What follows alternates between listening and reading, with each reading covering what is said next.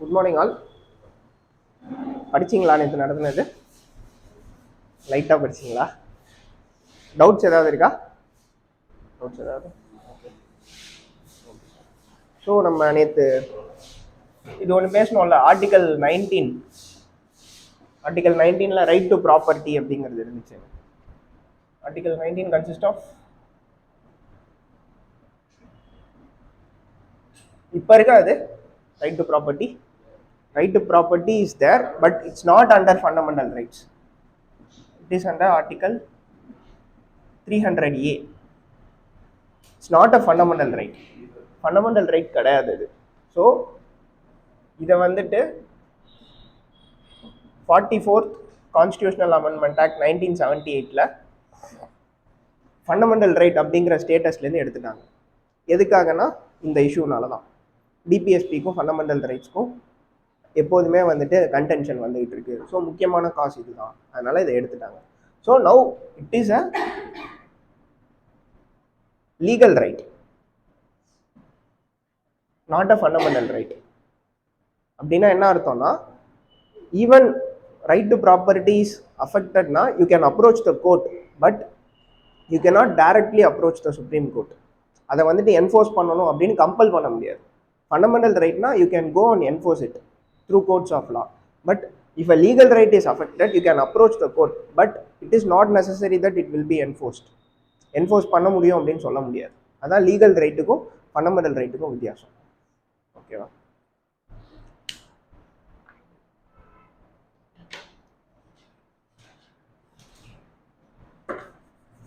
Okay.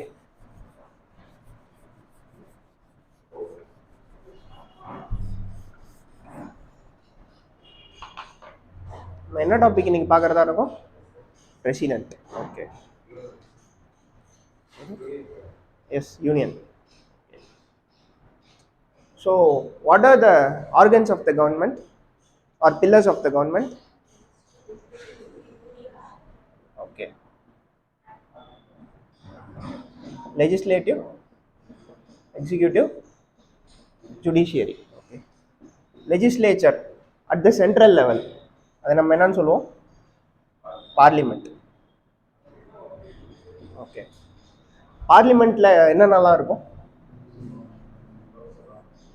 S, Lok Sabha, Rajya Sabha, president.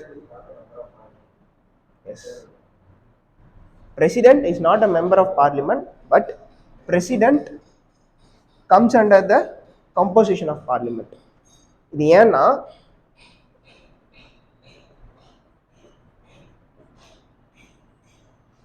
பில்லுக்கும் ஆக்டுக்கும் என்ன வித்தியாசம்?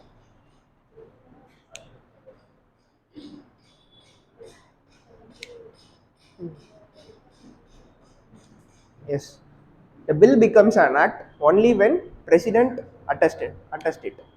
அப்போ மட்டும் தான் பில் ஆக்டா மாறும். இல்லைனா வந்துட்டு இப்போ வந்துட்டு if it is tabled in parliament it is called as bill.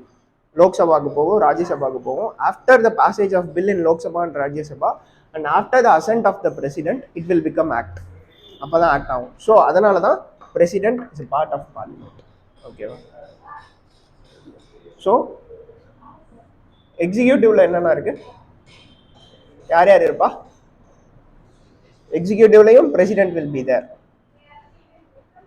ஏன்? Is the head of the state.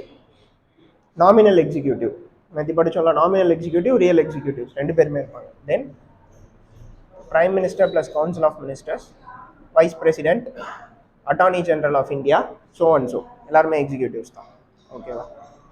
So why president is vital is he or she both part of legislature and executive, so they act as a bridge between legislature and executive. So the role of president is very vital, even though it is a nominal head. நம்ம nominal head னு சொன்னாலும் the role of president is very vital. ஓகேவா?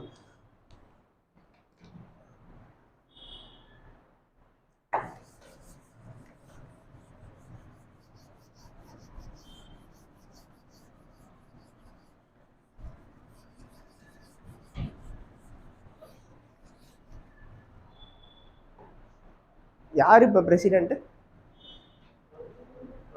Draupadi Murmu. Okay, அவங்க எந்த state?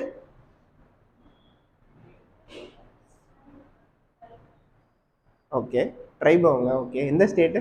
சரி, okay, fine. என் Santhal tribe. Excellent. Santhal tribe. Santhal rebellion எப்போ நடந்துச்சு? 1727. 1757. ஓ, 1757 பேட்டில் ஆஃப் பிளாசி நடந்துச்சு.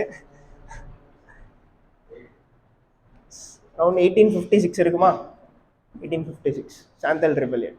எதுக்காக சொல்றேன்னா, we have to anticipate questions like this. So she is the first tribal president of India.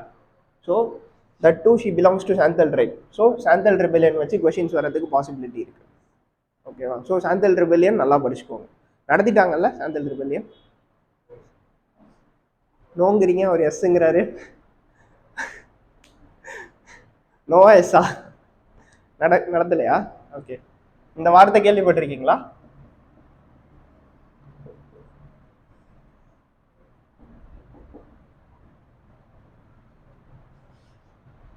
டிகூஸ்.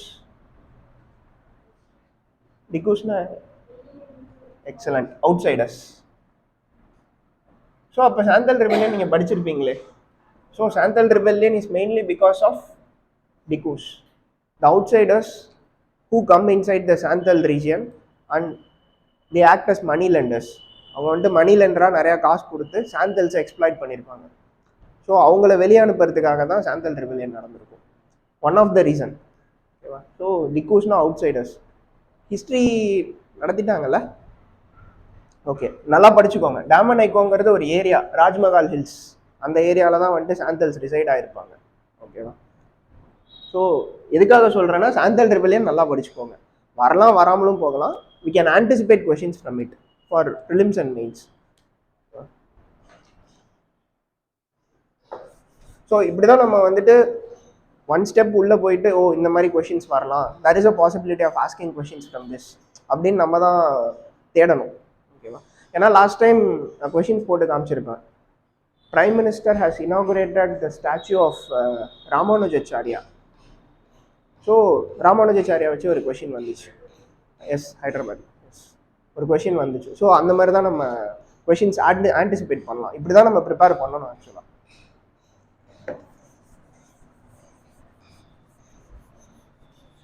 Okay,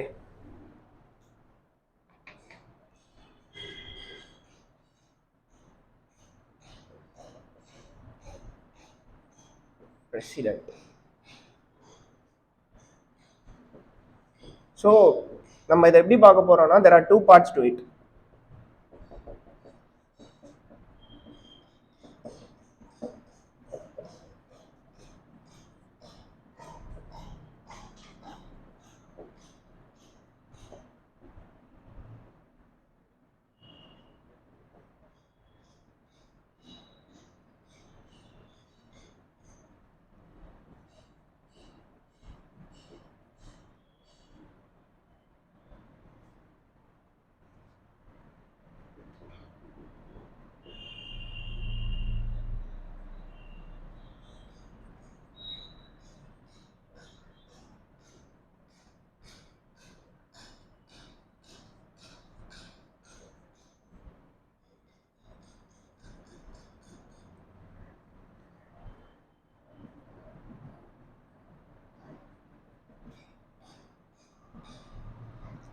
so this is with respect to president.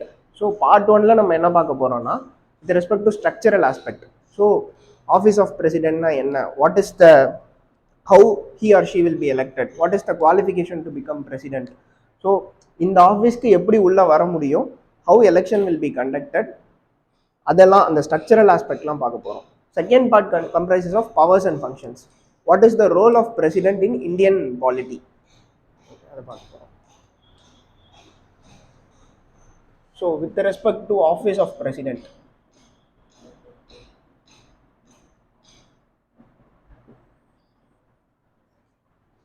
so first of all, yaar president, I mean what is the key role of president in Indian polity, enna designation கொடுப்போம் president க்கு நம்ம? First citizen of India. Excellent. So president is the head of the state.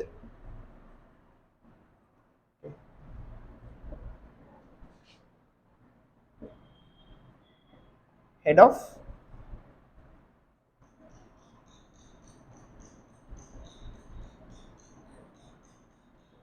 union government executive. Head of government யாரு? Head of union government executive னு எழுதிருக்கேன். இதுவும் அதுவும் ஒண்ணா வேற வேறயா? President is the head of union government executive. கரெக்டா இது எழுதிருக்கிறது?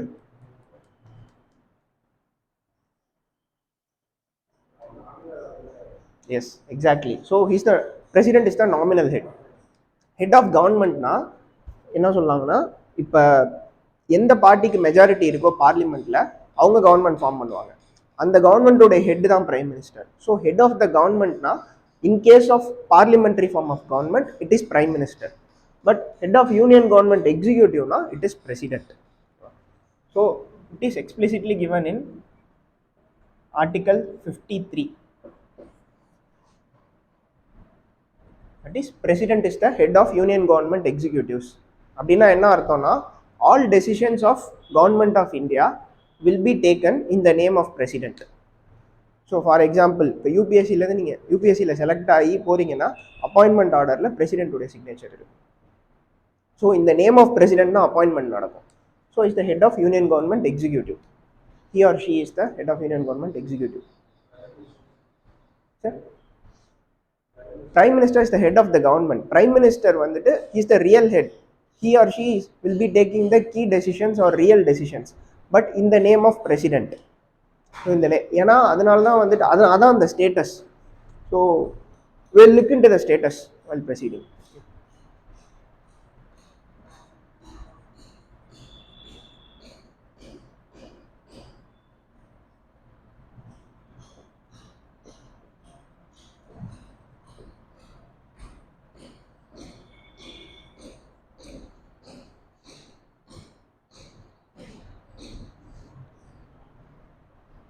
President is the supreme commander of armed forces. Can anyone tell me why this status has been given? So head of the military, army, navy, air force யார் appoint பண்ணுவா? President தான் appoint பண்ணுவாங்க. ஏன் வந்துட்டு அந்த மாதிரி ஒரு ஸ்டேட்டஸ் கொடுக்கணும்? ஃபர்ஸ்ட் ஆஃப் ஆல் புரியல சார். ஓகே ஓகே, யார் நினச்சா வாருக்கு போயிடுவாங்க? ஓகே, யார் டெசிஷன்ஸ் எடுக்க போறா? Okay, so can president say no to prime minister's advice? இந்த விஷயத்தில் சொல்ல முடியுமா? சொல்ல முடியாது, ஆக்சுவலி சொல்ல முடியாது. So it's a symbolic representation that civilian government is supreme to military government. That is, civilian administration is supreme to military administration. For example, நம்ம ரிப்பப்ளிக்னு ஒரு வார்த்தை படித்தோம். ரிப்பப்ளிக்னா என்ன? Yes, elected head. இன்னொரு பாயிண்ட் சொல்லியிருப்போம், political sovereignty rest with the people. So rest with the பீப்புள்னா it's democracy. That is people are supreme. That is civilian administration is supreme. For example, if you give supremacy to the armed forces, then you will not get any rights. ஏன்னா இப்போ military administrationங்கிறது பார்த்தீங்கன்னா you don't have any civil liberties. You have to follow the orders. You should be disciplined. So அதான் military administration. So இது ஏன் வந்துட்டு president is the supreme commander of armed forcesனா it's a symbolic representation that civilian administration has supremacy over the military administration. Civilian administration is controlling the military administration. So நம்ம பேரே வந்துட்டு defence மினிஸ்ட்ரின்னு தான் வச்சுருப்பாங்க. It's not offence ministry. அஃபென்ஸ்னால் டேரெக்டாக போய் சண்டை போடுறவங்க, நான் தான் சண்டைக்கே கூப்பிடுறேன்னு அர்த்தம். Defence means you are attacking, I am just defending it, I am just defending my territorial integrity. So அதனால் நான் வாலண்டியராக சண்டைக்கு போக மாட்டேன். But when it comes to fight, I will defend my territory. அதனால தான் பேரே மினிஸ்ட்ரி ஆஃப் டிஃபென்ஸ் தான் வச்சுருப்பாங்க. அஃபென்ஸ்னு வச்சிருக்க மாட்டாங்க. So the supremacy is given to civilian administration. அதனால தான் president who is a civilian head of the state is the supreme commander of the armed forces. So with the consent of the president can proclaim war. Only president can proclaim war. அதான் அதோட அர்த்தம். So if any of the armed forces chief, if they want to go to war, they cannot go unilaterally. அவங்க வந்துட்டு இப்போ situation வந்துட்டு ப்ராப்ளமேட்டிக்காக இருக்குது, we can go to war அப்படின்லாம் அவங்க டிசைட் பண்ண முடியாது. It should be decided by the president. I mean president பண்ண மாட்டாங்க, அந்த aid and advice of prime minister and council of ministers. ஓகேவா? So this is about the office of president and the importance of office of president with respect to Indian polity.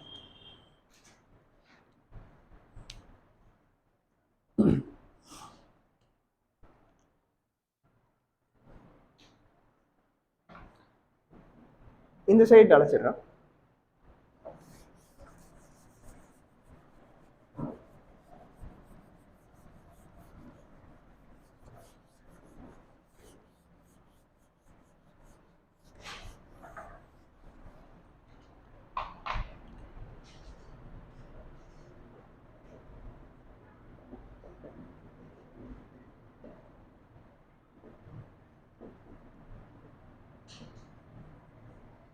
So Article 52 of the Indian Constitution mentioned that there shall be president. It means that this post, this office of president should not be vacant. It should be held by any person, because if it is vacant, the administrative affairs of the state will be stalled. எந்த administrative டெசிஷன்ஸும் எதுவுமே எடுக்க முடியாது. ஏன்னா என்ன நம்ம first பார்த்தோம், all administrative decisions or all executive decisions will be taken in the name of president. If president is not there, president இல்லைன்னா no administrative decisions will be taken. So அதனால தான் தேர் ஷால் பி பிரசிடென்ட் அப்படிங்கிறது சொல்லியிருப்பாங்க. There shall be president and he or she is the head of union government executive. அதான் article 52 and 53ல சொல்லியிருப்பாங்க.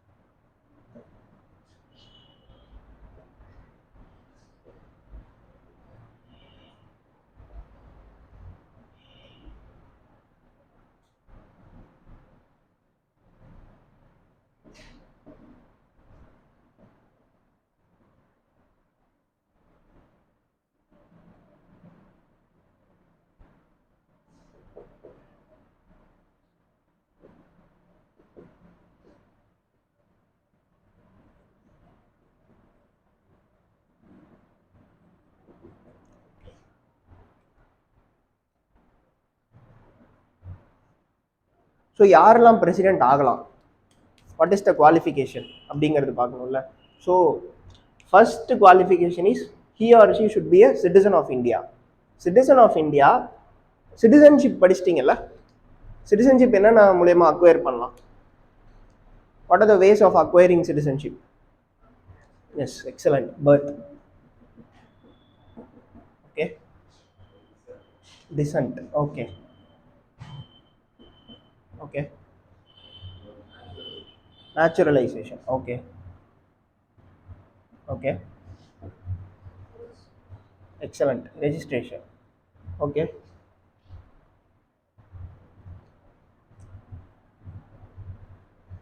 சொல்லுங்க sir. சொல்லலாம்னு வந்தீங்களா? சரி, okay okay fine. By incorporation of foreign territory, foreign territory acquire பண்ணுறது மூலயமா. ஓகே, பாண்டிச்சேரி அப்படி தானே கிடச்சிது சிட்டிசன்ஷிப், கரெக்டு தானே? By incorporating territory. I assume that you know all these things in detail. I assume that படிச்சிட்டீங்களா எல்லாம்? Okay. So citizenship acquired through any means, இந்த 5 மீன்ஸில் எப்படி citizenship acquire பண்ணியிருந்தாலும் he or she can be a president. He or she can qualify to stand in the election of president. But in case of United States, naturalized citizen cannot become president. US context-ல naturalization மூலயமா citizenship வாங்கியிருந்தாங்கன்னா he or she cannot become president. ஓகேவா? இந்தியாவில் அப்படி கிடையாது, சிட்டிசனாக இருந்தால் மட்டும் போதும்.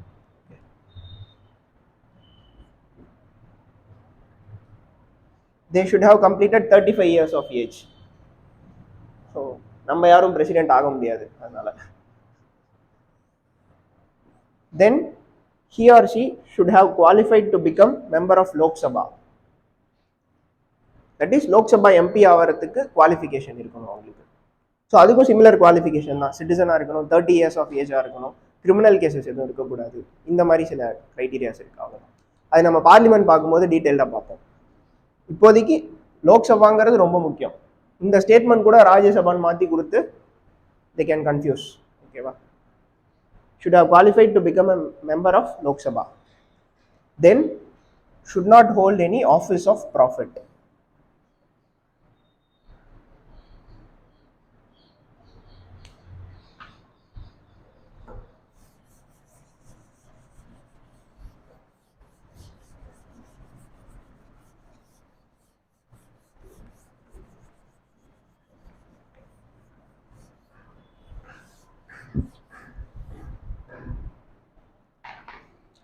இந்த வார்த்தை கேள்விப்பட்டிருக்கீங்களா? ஆஃபீஸ் ஆஃப் ப்ராஃபிட் கேள்விப்பட்டது இல்லையா? யாருமே கேள்விப்பட்டது இல்லையா? என்னது ஆஃபீஸ் ஆஃப் ப்ராஃபிட்? புரியல. வேற கவர்மெண்ட்ல சேலரி வாங்கக்கூடாது. Okay, double post. Excellent. Office of ப்ராஃபிட்னா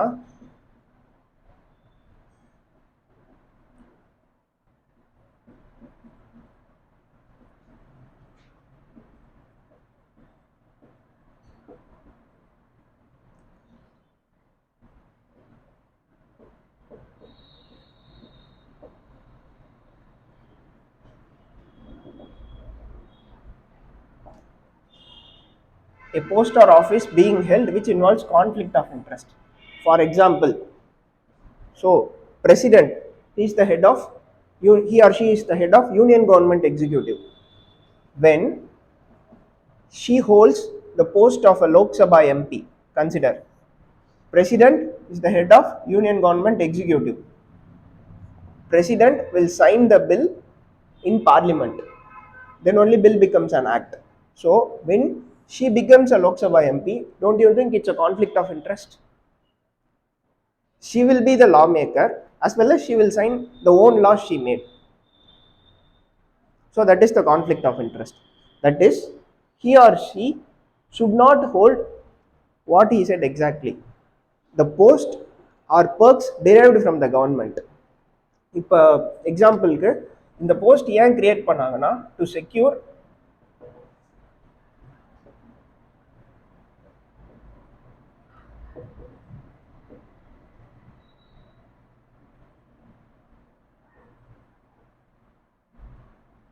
to secure independence of legislature and executive.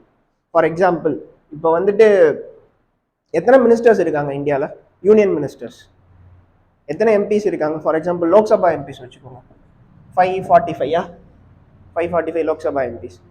இப்போ 545 லோக்சபா எம்பிஸே மினிஸ்டர்ஸ் ஆக்கிட்டாங்கன்னு வச்சுக்கோங்க, எக்ஸாம்பிளுக்கு சொல்கிறேன்.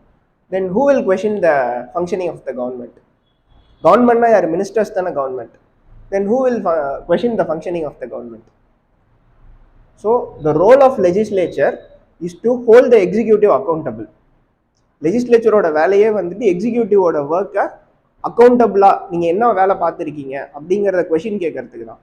If all legislative members become part of executive, then there is no difference between legislature and executive. Then who will question the functioning of the executive?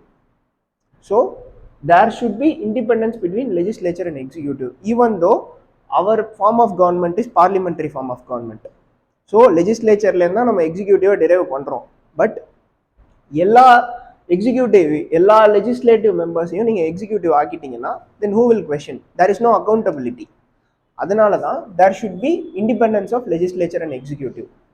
So அதுக்காக தான் இந்த office of profit அப்படிங்கிற term கொண்டு வந்தாங்க. So he or she should not hold office of profit. புரியுதா? இது தூங்கிட்டீங்களா? தெரியுது.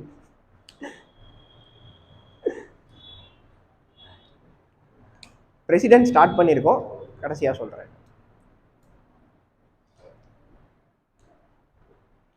So office of profit பற்றி there is an assignment. இதை மட்டும் ட்ரை பண்ணி பாருங்க. Office of profit parliamentary secretaries Delhi case அப்படின்னு போடுங்க கூகுள்லே. You will get answers. You will read the article. உங்களுக்கு என்ன புரிஞ்சுது அப்படின்னு சொல்லி ஜஸ்ட்டு உங்களுக்கு என்ன புரிஞ்சுதோ எழுதிட்டு வாங்க, நம்ம பார்க்கலாம் அதை பற்றி. ஓகேவா? நான் எழுதிடுறேன். Question is about office of profit. நீங்கள் என்னென்ன எழுதிட்டு வரணும்னு சொல்கிறேன். ஹிஸ்டாரிக்கல் கண்டெக்ஸ்ட்,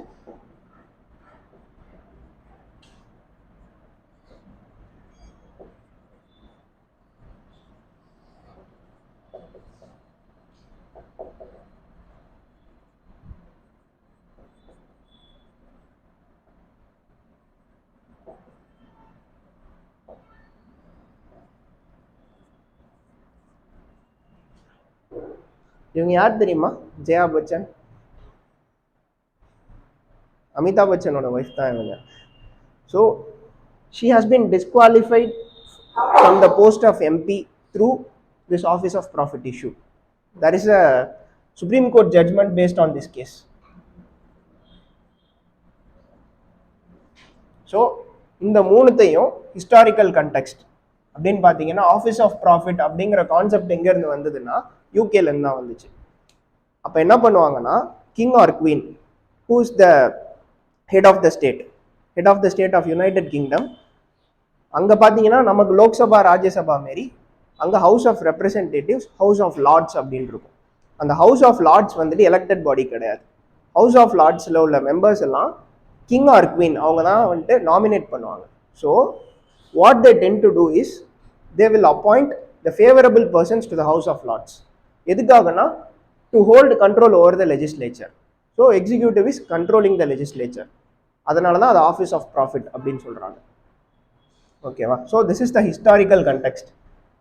இது நான் ஜஸ்ட் கிளிம்ஸ் கொடுத்துருக்கேன், நீங்கள் செக் பண்ணிங்கனாலே வரும். Historical context of office of profit. அப்புறம் parliamentary secretaries Delhi issue office of profit அப்படின்னு போட்டிங்கனாலே you will get an article about it. So அதில் உங்களுக்கு என்ன புரிஞ்சுது அப்படின்ட்டு கிறிஸ்பாக எழுதி எடுத்துகிட்டு வாங்க. ஓகேவா? தென் ஜெயா பச்சன் கேஸ், அதில் supreme court infer some important points about office of profit. ஓகேவா? So it's a kind of an assignment. Just இந்த மூணுத்துக்கு மட்டும் ஆன்சர் ஒன் பேராகிராஃப் எழுதிட்டு வாங்க போதும். ஒன் பேராகிராஃப் கூட இல்லை, ஜஸ்ட் 3 lines இஸ் எனஃப். உங்களுக்கு என்ன புரிஞ்சுதோ எழுதிட்டு வாங்க. இப்போ அவுட்லைனாக என்னன்னு புரியுது? ஆஃபீஸ் ஆஃப் ப்ராஃபிட்னா பேசிக்கான விஷயம்.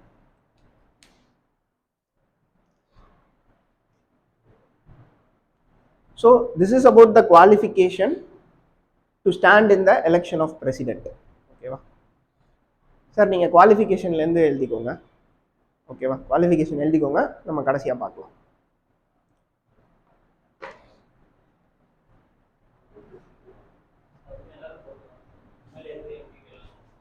எது சார்? ஆஃபீஸ் ஆஃப் ப்ராஃபிட் எல்லாருக்குமே வரும். ஆஃபீஸ் ஆஃப் ப்ராஃபிட்டில் இருக்கக்கூடாது, எல்லாருக்குமே வரும்.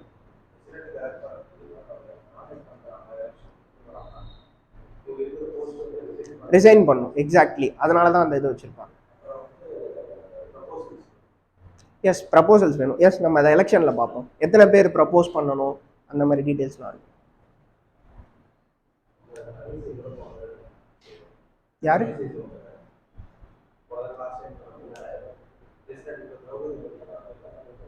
ஓகே ஓகே, ப்ரப்போஸ் பண்ணியிருப்பாங்க. ப்ரப்போசல் தான் பண்ணியிருப்பாங்க. ஜஸ்ட் அவங்க வந்துட்டு கேண்டிடேட்ஸ் லிஸ்ட்டில் கிடையாது. ஸோ அவங்க ப்ரப்போசலில் இருந்திருப்பாங்க. ஜஸ்ட் அவ்வளோதான். தட்ஸ் இன்டர்னல் பார்ட்டி இஷ்யூ அதெல்லாம். ஓகே, ஸோ இதை அழைச்சிடலாம்ல.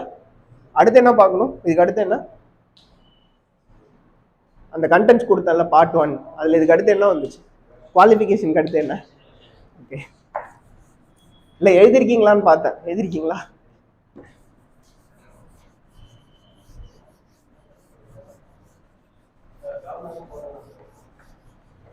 புரியல. Yes, governor derives salary from consolidated fund of the state, so it comes under office of profit. யாரு? புரியல. Okay. Yes, that is conflict of interest office of profit case போட்டிருக்காங்க. இப்போ வந்துட்டு ஆரோவில் போர்டுங்கிறது it's not a government body, it's not a government body. ஓகேவா? So government பாடியாக இருந்துச்சுன்னா, இல்லை ஆரோவில் போர்டை யார் மேனேஜ் பண்ணுறா, அது வந்துட்டு ட்ரஸ்ட்டாக ரெஜிஸ்டர் பண்ணியிருப்பாங்க. யார் மேனேஜ் பண்ணுறா, அதுலேருந்து இப்போ சேலரி மட்டும் ட்ரா பண்ணாத ஆஃபீஸ் ஆஃப் ப்ராஃபிட் கிடையாது. அவங்க என்ன சொல்லுவாங்கன்னா ஹானரரி போஸ்ட் அப்படின்னு சொல்லுவாங்க. ஸோ அது வந்துட்டு ஜுடிஷியரி எப்படி அதை வந்துட்டு இன்டர்பிரேட் பண்ணுறாங்க அப்படிங்கிறத பொறுத்து தான். சோஃபார் இப்படி இன்டர்பிரேட் பண்ணியிருக்காங்க. ஓகேவா? அது நேற்று பேப்பரில் கூட வந்துருந்துச்சு, ஆரோவில் போர்டில் ஹீஸ் அ மெம்பர் அப்படின்ட்டு. ஹானரரி போஸ்ட் அப்படின்னு சொல்லிட்டு போயிடுவாங்க அவங்க. I am not driving any salary from that particular position, so it's a honorary post அப்படின்னு சொல்லிட்டு போயிடுவாங்க. அதுதான், அதுவும் சொல்ல முடியாது. ஏன்னா இந்த கேஸில் என்ன சொல்லியிருப்பாங்கன்னா பொட்டன்ஷியல் பெனிஃபிட் உங்களுக்கு இருக்கும். சேலரி வாங்கலைனாலும் you have the potential benefit, you have access to the authorities. நான் சேலரி வாங்கல, but I can have access to that particular authority. So என்னால் இன்ஃப்ளூயன்ஸ் பண்ண முடியும். That itself is office of profit அப்படின்னு சொல்லுவாங்க. So இது வந்துட்டு judiciary எப்படி இன்டர்பிரேட் பண்ணுறாங்க டியூரிங் கோர்ஸ் ஆஃப் டைம் தான் சொல்ல முடியும். ஆஸ் பர் எக்ஸிஸ்டிங் நார்ம்ஸ் இதுதான் இப்போதைக்கு என்ன அப்படிங்கிறது. இந்த 3 இதில் தான், இது 3 படிச்சிங்கன்னா உங்களுக்கு கிளியராக தெரிஞ்சிடும். நீங்கள் எழுதிட்டு வாங்க, will discuss further. Okay.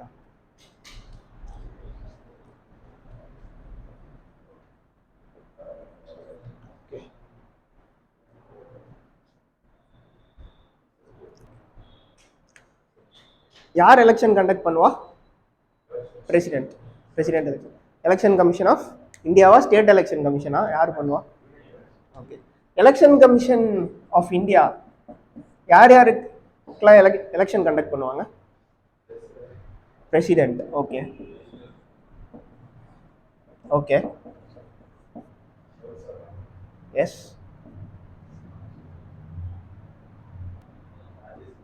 Rajya Sabha. Okay.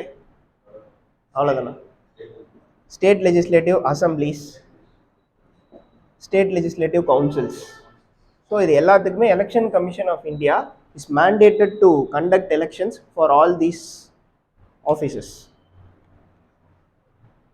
இப்போ லோக்கல் பாடிஸ்னு நேற்று ஒன்று பார்த்தோம். That is panchayat Raj institutions, urban local bodies, இதெல்லாம் வந்துட்டு state election commission will conduct election. ஓகேவா? What you need to remember is Election Commission of India is conducting elections to State Legislative Assembly and State Legislative Council.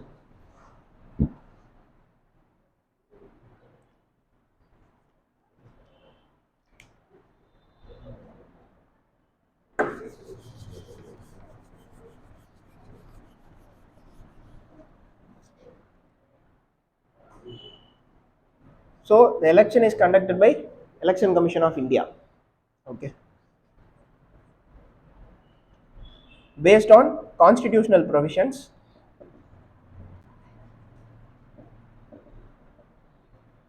supplemented by statutes, Representation of People Act 1951. So based on these two provisions, election is being conducted. So constitutionally explicit provisions கொடுத்திருக்காங்க president election எப்படி நடத்தணும் அப்படிங்கிறதுக்கு.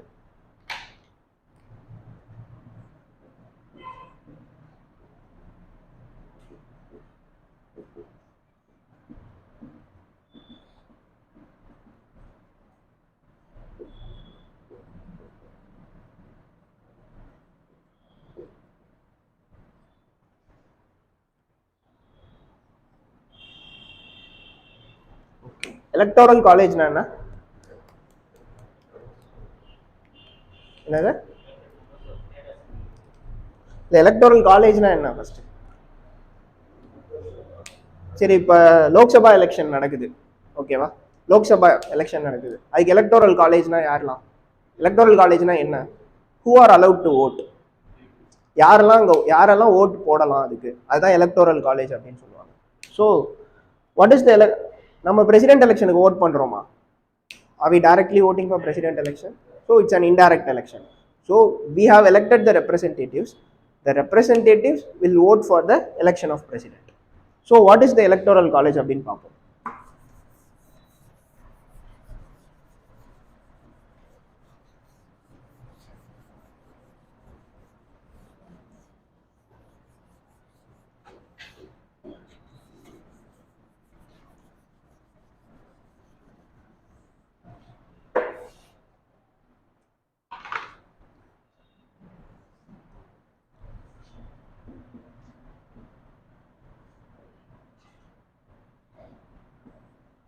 யாரெல்லாம் vote பண்ணுவா?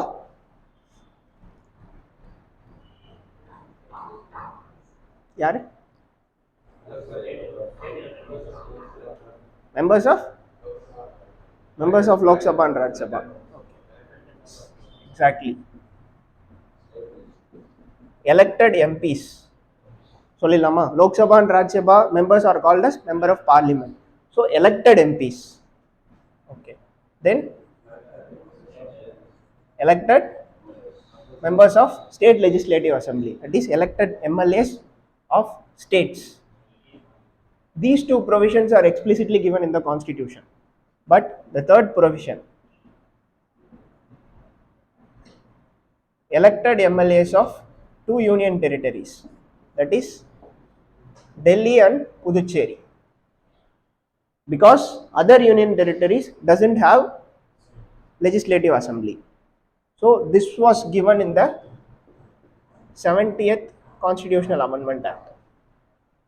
This is explicitly given in the Constitution.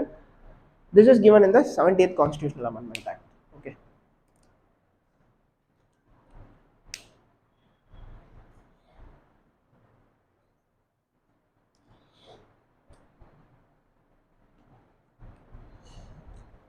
So these members will vote for the election of president.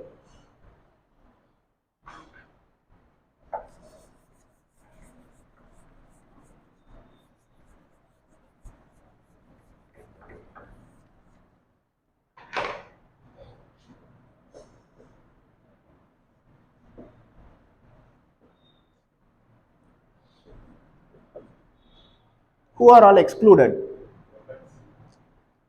MLC. Okay. First idile varum nominated members.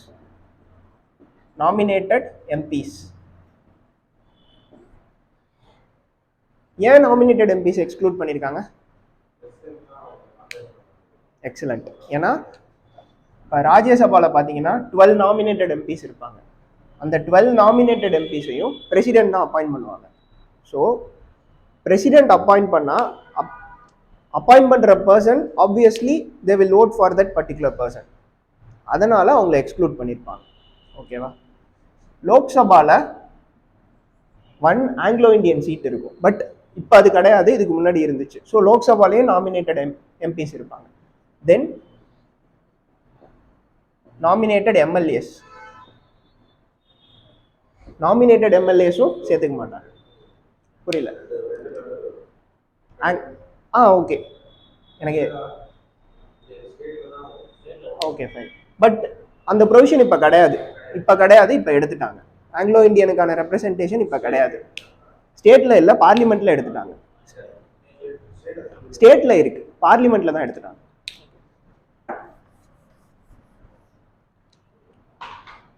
So nominated MLAs இருக்க மாட்டாங்க. தென் MLCs. எம்எல்சினா so நம்ம பைகேமரலிசம்னு ஒன்று படித்தோமா? What is bicameralism? 2 houses.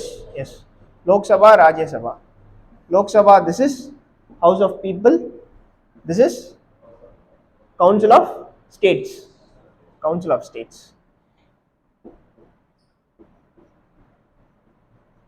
இது என்ன feature? Unitary ஃபீச்சரா, federal ஃபீச்சரா? Federal feature. எக்ஸலண்ட். ஏன்னா it has council of states. ஸ்டேட்ஸோட ரெப்ரசன்டேஷன் இருக்கு. ஓகேவா? So bicameralism at union level இது. Bicameralism at state level. State லெவலில் எடுத்துக்கிட்டிங்கன்னா there is state legislative assembly and there is state legislative council.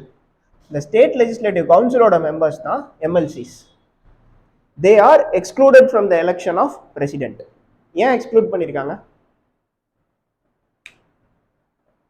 Logic ஏதாவது சொல்ல முடியுமா? புரியல. எக்ஸலண்ட். எல்லா ஸ்டேட்லையும் ஃபர்ஸ்ட் ஆஃப் ஆல் கிடையாது. தமிழ்நாட்டில் இருக்கா? இல்லை. ஸோ ஆல்மோஸ்ட் ஒரு 6 ஸ்டேட்ஸில் தான் இருக்கும்னு நினைக்கிறேன். வாட் ஆர் தோஸ் ஸ்டேட்ஸ் அப்படிங்கிறது படிச்சுக்கோங்க.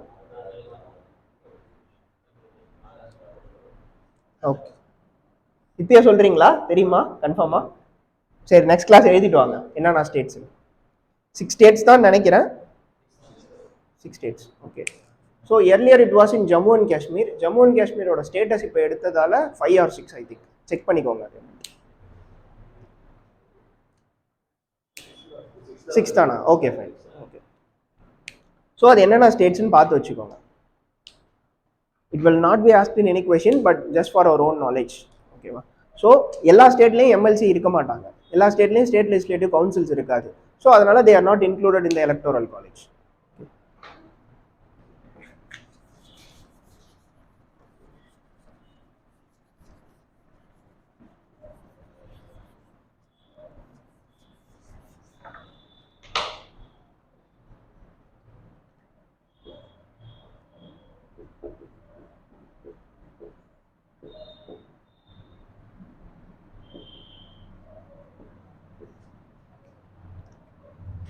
அதாவது பிரசிடென்ட் ரூல்னு நேற்று ஒன்று பார்த்தோமா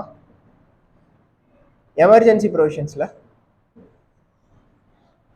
for example, if a state has been imposed on president rule, அந்த ஸ்டேட்டில் இருக்கிற லெஜிஸ்லேச்சர் என்ன ஆகும்? அந்த ஸ்டேட்டுக்கு எம்எல்ஏஸ் இருப்பாங்கல்ல, அந்த ஸ்டேட்டுக்குன்னு ஒரு லெஜிஸ்லேட்டிவ் அசம்பிளி இருக்கும்ல, அது என்ன ஆகும்? What will be the status? So president ரூல்னால் நம்ம என்ன பார்த்தோம்? It will be directly under the control of the president. So அப்போ அந்த ஸ்டேட்டுக்குன்னு ஒரு அட்மினிஸ்ட்ரேட்டிவ் செட்டப் இருக்கும், அந்த ஸ்டேட்டுக்குன்னு ஒரு பொலிட்டிக்கல் அரேஞ்ச்மெண்ட் இருக்கும். They have a legislative assembly. அது என்ன ஆகும்? பவர் இருக்காது. ஓகே, அந்த அசம்பிளி இருக்குமா இருக்காதா? எக்ஸலண்ட். அந்த அசம்பிளி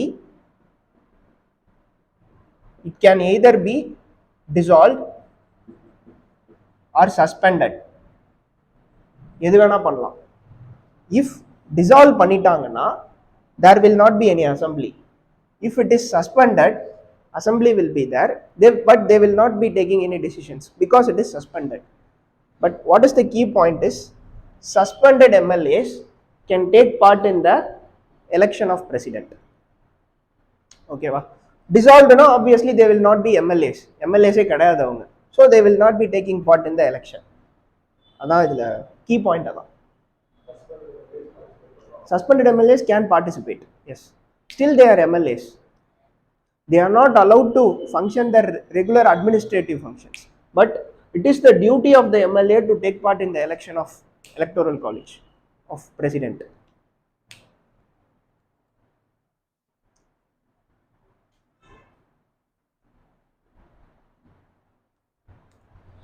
உங்களுக்கு புரியுதா மேம்? புரியுது.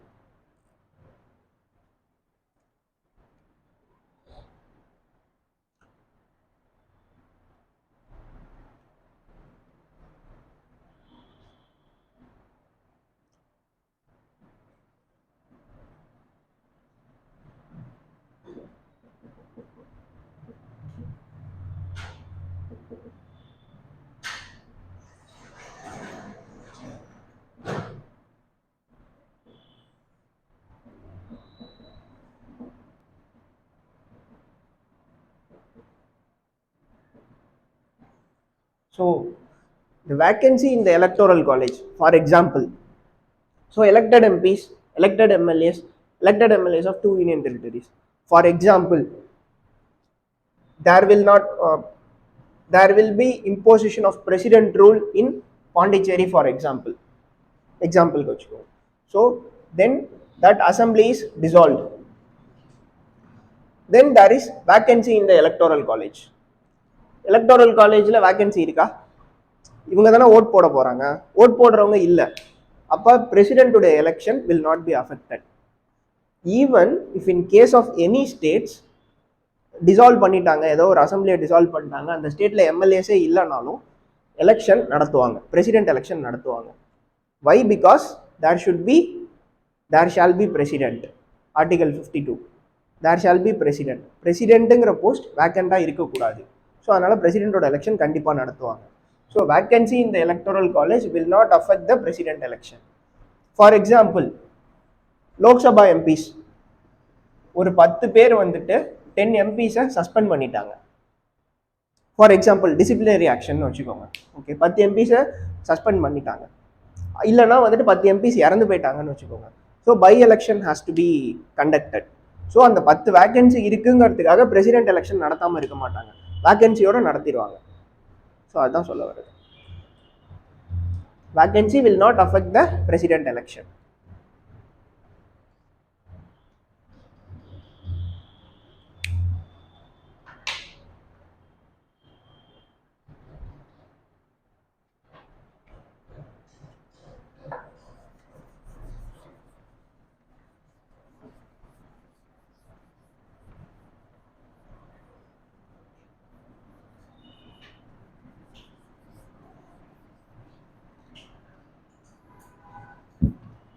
அழைச்சிடலாமா?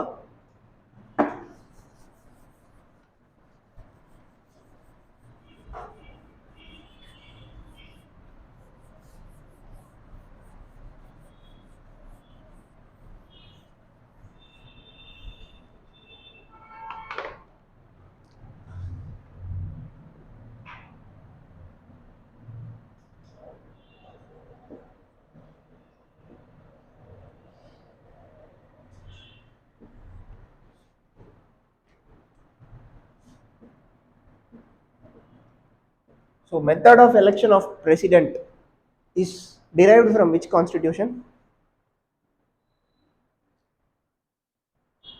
Method of election of president.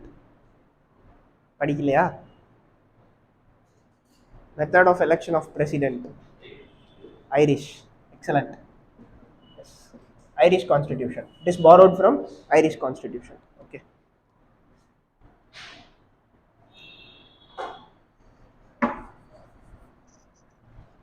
So there are two fundamental principles.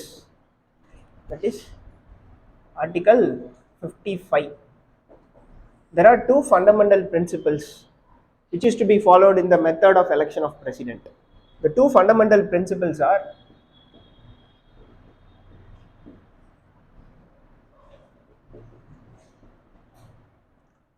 to secure uniformity. எழுதிக்கோங்க.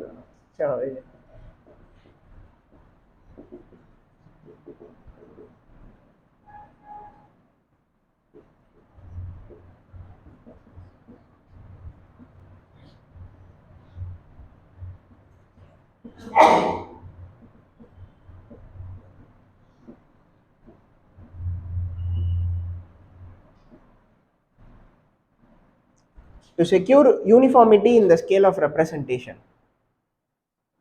Then to secure parity between central government and state government as a whole. So the president is the head of the state. Head of the state means there should be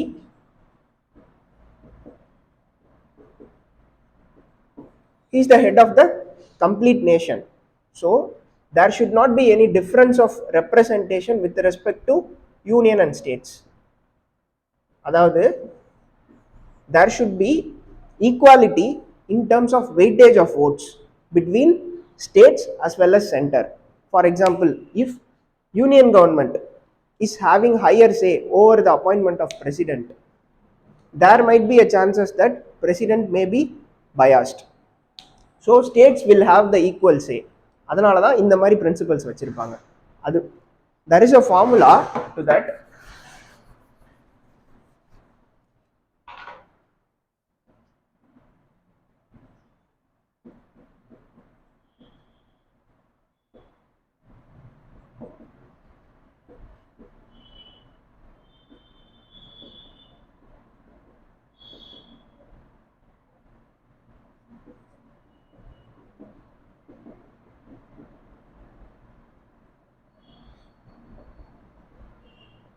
So value of an vote of an MLA.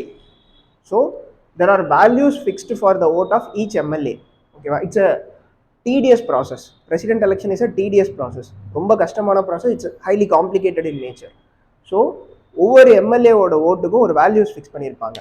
இதெல்லாம் எதுக்காக பண்ணுறாங்கன்னா these two principles need to be fulfilled. So ஒவ்வொரு எம்எல்ஏவோட ஓட்டுக்கும் values fix பண்ணியிருப்பாங்க. அந்த வேல்யூஸை எப்படி determine பண்ணுறாங்கன்னா total population of the state divided by total number of elected MLAs into 1/1000. And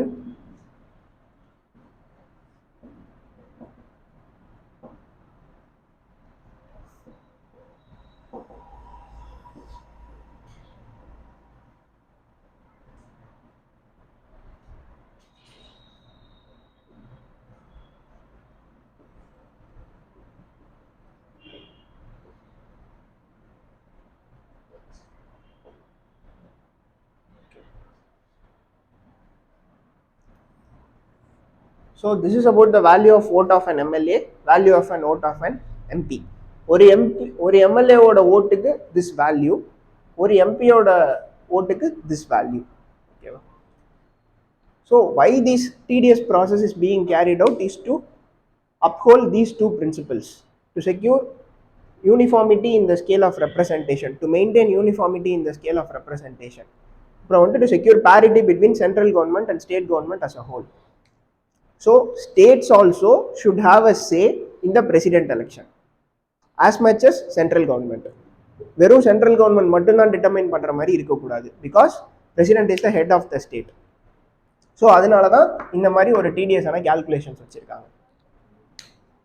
to secure uniformity in the scale of representation, to secure parity between central government and state government as a whole. அதாவது central government இப்போ ஒரு மெம்பரை வந்துட்டு பிரசிடெண்ட்டாக nominate பண்ணுறாங்க without the support of the states, அதாவது without the support of the state legislative assembly MLAs. அவங்களுடைய support இல்லாமல் பிரசிடென்ட் எலெக்ஷனில் வின் பண்ண முடியாது. It is like both central government and state government must come together to the consensus and they should have a common member as the president. President election is almost like pre-decided. ஏன்னா வந்துட்டு இப்போ உங்களுக்கு வந்துட்டு election நடக்கிறப்பவே தெரியும் திரௌபதி முர்மு தான் ஜெயிக்க போகிறாங்க அப்படின்ட்டு. Because all the MLAs, almost 80% of the MLAs and MPs support the election of Draupadi Murmu. அப்படிங்கிறது எலெக்ஷனுக்கு முன்னாடியே தெரியும். It was more like a consensus orient. எலெக்ஷனுங்கிறது ரொம்ப டைட்டாக இவங்க ஜெயிப்பாங்களா அவங்க ஜெயிப்பாங்களா அப்படின்னு இருக்காது யூஸ்வலாக president election. So it was more like a consensus. President அந்த மாதிரியான போஸ்ட் வந்துட்டு பொலிட்டிக்கலி நியூட்ரலாக தான் இருப்பாங்க. Once they come to post they should be politically neutral. So for இந்தியாலையும் அப்படி தான் இருந்திருக்காங்க. பிரசிடென்ட் அப்படின்னு வந்தாங்கன்னா தே should be politically neutral. Even though they have been appointed by a political party, they have been nominated by a particular political party, president will act impartially. ஓகேவா? ஏன்னா head of த ஸ்டேட்டுங்கும் போது whole நேஷனுக்கும் அவங்க head. he or she is not the head of a particular party. அப்படி கிடையாது.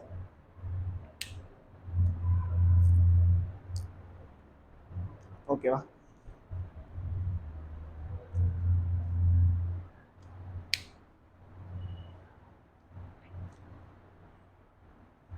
இது ரிலேட்டடாக ஒரு question வந்திருந்தது யூபிஎஸ்சியில், அதை நம்ம டிஸ்கஸ் பண்ணுவோம் பின்னாடி. ஓகேவா? இது ஆக்சுவலாக ஹைலி அன்டச்டு ஏரியா தான். இதுலேருந்து பெருசாக கொஷின்ஸ் வராது, பட் ஒரு தடவை கேட்டிருந்தாங்க ப்ரிலிம்ஸில். மெயின்ஸுக்கு இம்பார்ட்டன்ட் கிடையாது, மெயின்ஸுக்கு இந்த principle important. why do you think president's election has significance with respect to state government?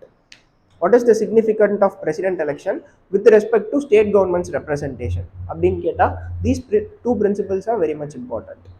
This is with respect to mains. But prelims ஆஸ்பெக்டில் இதில் கொஷின் வந்துருந்துச்சு. ஹைலி அன்டச்டு ஏரியா தான், பட் கேட்க ஆரம்பிச்சிருக்காங்க. we will discuss that. அழைச்சிடலாமா அது?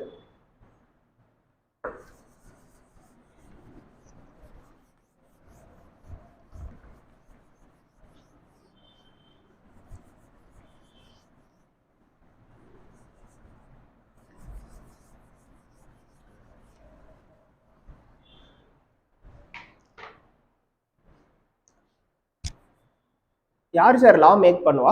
நீங்கள் சொல்லுங்கள் sir. Who is the law making body? Law making body legislature. யார் லா இம்ப்ளிமெண்ட் பண்ணுவா? எக்ஸிக்யூட்டிவ். ஜுடிஷியரி என்ன பண்ணுவாங்க? அட்ஜுடிகேஷன். எக்ஸலண்ட். எப்போதுமே ஞாபகம் வச்சுக்கோங்க இது. This is the basics of polity. ஓகேவா? So with respect to method of system,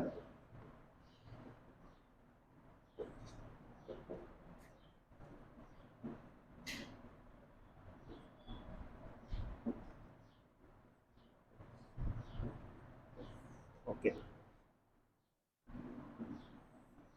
NCERT படிச்சிட்டிங்களா? எல்லாம் இந்தியா கான்ஸ்டிடியூஷன் அட் ஒர்க் படிச்சிட்டிங்களா? படிக்கலையா? நல்ல நாள் ஏதாவது பார்த்துருக்கீங்களா? படிக்கலான்னு. ஸோ என்ன எலெக்ஷன் சிஸ்டம் ஃபாலோ பண்ணுறோம் நம்ம? லோக்சபா அண்ட் ஸ்டேட் லெஜிஸ்லேட்டிவ் அசம்பிளிக்கு என்ன எலெக்ஷன் சிஸ்டம் ஃபாலோ பண்ணுறோம்? Okay, I will give a simple example. Okay, so for example there are 100 electors.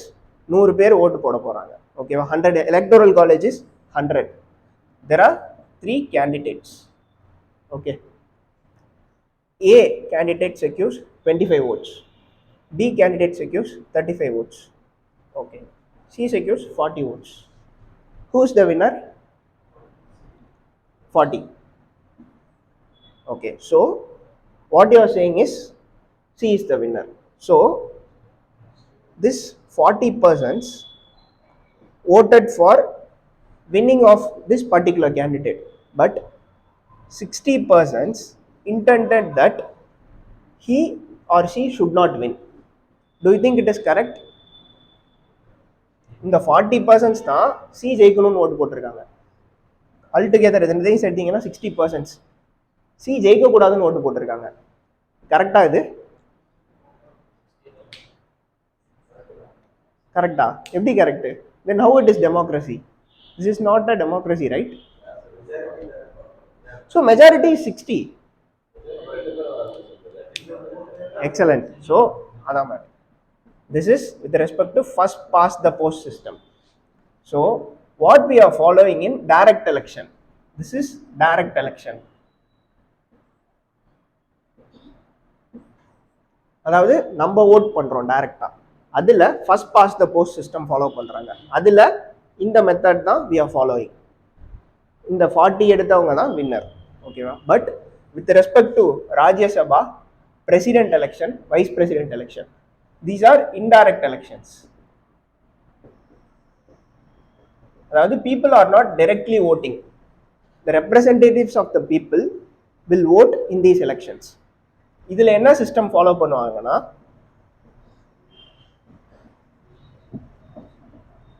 proportional representation by single transferable vote. That is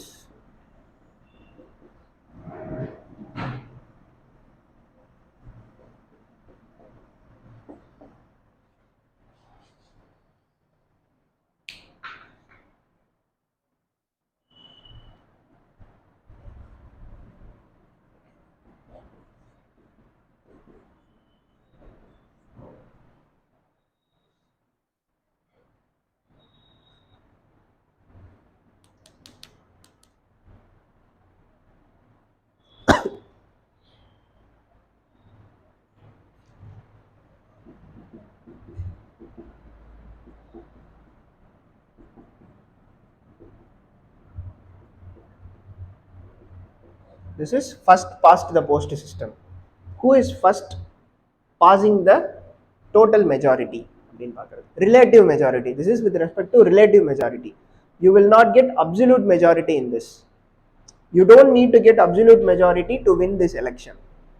You get a relative majority. Okay va? So idhil absolute majority na enna varukum? So there are 100 electors. If 51% voted in favor of this candidate, that is absolute majority. This is only 40 members has voted, but still he or she won the election. This is relative majority. Okay. But what is the significance of proportional representation system is you must get absolute majority to win the election. I will explain the process. For example, the same 100 voters are there. Okay. So 25, 35, 40. In this, இந்த CA வின்னர்னு சொல்ல மாட்டாங்க. இப்போ என்ன பண்ணுவாங்கன்னா, least number of oats யார் வாங்கியிருக்கா? ஏங்கிற candidate. So 25 electors voted for the A candidate. இனிஷியலாகவே இதோட ஓட்டிங்கில் என்ன சொல்லுவாங்கன்னா, இந்த 100 கேண்டிடேட்ஸையும் ஆர்டர் ஆஃப் ப்ரிஃபரன்ஸ் கேட்பாங்க. ஸோ ஃபஸ்ட்டு நீங்கள் யாருக்கு ஓட் பண்ணணும்னு நினைக்கிறீங்க?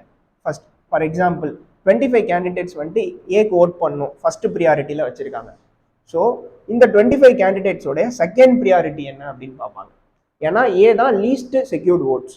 So A will be eliminated from the process.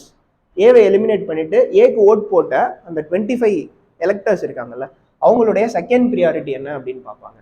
So அவங்களோட second priority B or C இப்படி இருக்காங்கன்னு வச்சுக்கோங்க. ஃபார் எக்ஸாம்பிள் இந்த 25ல் 16 வந்துட்டு பிக்கு ஓட் பண்ணியிருக்காங்க, 19 வந்துட்டு சிக்கு ஓட் பண்ணியிருக்காங்க அவங்களோட செகண்ட் ப்ரியாரிட்டியில். So what you got 51, 49. So absolute majority is obtained. So B is the winner. So why it is saying single transferable vote is the vote is getting transferred. First ஏக்கு தான் vote பண்ணியிருந்தாங்க, அந்த ஓட்டை because of the least number of votes secured அதை eliminate பண்ணிட்டு that vote is being transferred to B and C based on the voting pattern. அவங்க என்ன vote பண்ணாங்களோ அதுக்கு transfer பண்ணிடுறாங்க. அதனால தான் இது பேர் proportional representation by single transferable vote. ஓகேவா, புரியுதா இது? ஸோ இது ஜஸ்ட் உங்கள் ஆர்டர் ஆஃப் ப்ரியாரிட்டி கேட்பாங்க. ஸோ ஐடியலி இதை இப்படி வச்சுக்கலாம், நீங்கள் வந்துட்டு 3 கேண்டிடேட்ஸ்க்குமே ஓட் பண்ணியிருக்கீங்க, but the order of priority varies, அப்படி வச்சுக்கலாம். So this system seems quite fair, right? இந்த சிஸ்டம் இதை விட பெட்டராக இருக்கா? அப்சல்யூட் மெஜாரிட்டி கிடைக்குது இல்லை? Okay, yes. அதான் அப்போ வந்துட்டு இதுக்கு ஏன் இம்ப்ளிமெண்ட் பண்ண முடியலன்னா, you cannot educate the voter. So independence வந்த டைமில் இந்தியாவோட லிட்ரஸி ரேட் என்ன? It was merely 14%. இப்போ இந்தியாவோட லிட்ரஸி ரேட் என்ன? 2011 சென்சஸ் படி 74%. So during the time of independence only 14% are literates. அவங்களுக்கு உங்களால் புரிய வைக்க முடியாது, நீங்கள் வந்துட்டு இருக்கிற எல்லாருக்கும் ஓட் பண்ணுங்க. அதோட in indirect election candidates are limited, but in direct election for a single constituency எத்தனை candidates வேணா இருப்பாங்க. So EVM can support up to even 74 candidates. So ஒரு கான்ஸ்டியூன்சிலையும் எத்தனை கேண்டிடேட்ஸ் வேணா நிற்பாங்க. ஸோ எல்லாத்தையும் நீங்கள் ஆர்டர் ஆஃப் ப்ரிஃபரன்ஸ் போட்டு எல்லாத்துக்கும் சிங்கிள் டிரான்ஸ்ஃபரபிள் ஓட், இது இந்த ப்ராசஸே ரொம்ப டீடியஸான ப்ராசஸ். அதனால தான் டைரக்ட் எலெக்ஷனுக்கு அதை இம்ப்ளிமெண்ட் பண்ணலை. But it is being implemented in France, then Canada, இந்த மாதிரி கண்ட்ரீஸ்லலாம் ப்ரொபோஷனல் ரெப்ரசன்டேஷன் இருக்குது, ஆனால் சிங்கிள் டிரான்ஸ்ஃபரபிள் ஓட் இல்லை. ப்ரொபோஷனல் ரெப்ரசன்டேஷன்ல நிறையா சிஸ்டம்ஸ் இருக்குது. Proportional representation is to get the absolute majority. Absolute majority வாங்குறதுக்கு இட்ஸ் அ மெத்தட். அதில் சிங்கிள் டிரான்ஸ்ஃபரபிள் ஓட்டுங்கிறது ஒன் ஆஃப் த ப்ராசஸ். அதில் இன்னும் நிறையா ப்ராசஸ் இருக்குது. ஃப்ரான்ஸ்லலாம் வேறு ப்ராசஸ் யூஸ் பண்ணுவாங்க. எப்படின்னா, ஃபார் எக்ஸாம்பிள் இந்த 3 கேண்டிடேட்ஸ் இருக்காங்கன்னா, ஸோ இந்த if this candidate secured least number of votes, A will be eliminated, then re-election will be conducted for these 2 candidates. So அந்த மாதிரி ப்ராசஸ் டிஃப்ரெண்ட்டாக இருக்கும். Ultimately the system is proportional representation, but the process varies. ஓகேவா? So இந்தியாவுடைய direct elections are conducted based on first past the post system. Indirect elections are conducted based on proportional representation by single transferable vote. ஓகேவா? So president election எதில் வரும்? இதில் இதுவா indirect election. So இந்த numbers வந்துட்டு நான் simplify பண்ணது ஈஸியாக புரியணுங்கிறதுக்கு தான். பட் இதுவே நமக்கு காம்ப்ளிகேட்டடாக தான் இருக்கும். ஓகேவா? ஏன்னா எவ்வளோ எம்பிஸ் இருக்காங்க? 545 + 250, ஆல்மோஸ்ட் 700 or 800 MPs இருக்காங்க. 800 MPs. எவ்வளோ எம்எல்ஏஸ் இருக்காங்க இந்தியா ஃபுல்லாக? thousands of MLAs. தமிழ்நாட்டில் மட்டுமே 234 MLAs. உத்தரப்பிரதேஷில் almost 400 MLAs I think. Almost thousands of MLAs are there. So அவங்க எல்லாருமே எலெக்டர்ஸ். ஸோ கேண்டிடேட்ஸ் இப்படி இருப்பாங்க. So you need to transfer each of the votes to the respective candidates. So it's a highly tedious process. இது புரியுதா? இதில் ஏதாவது doubts இருக்கா? ஏன் what is first past the post system, what is proportional representation ரொம்ப முக்கியமானது. ஓகேவா? அழைச்சிடலாம்ல? Examples உங்களுக்கு பிடிச்ச மாதிரி இமீடியட்டாக எழுதி வச்சுக்கோங்க, இல்லைனா கிளாஸ் முடிஞ்சதும் எழுதி வச்சுக்கோங்க. உங்களுக்கு எது பெட்டராக புரியுதோ எழுதிக்கோங்க, மறந்துடும் இது.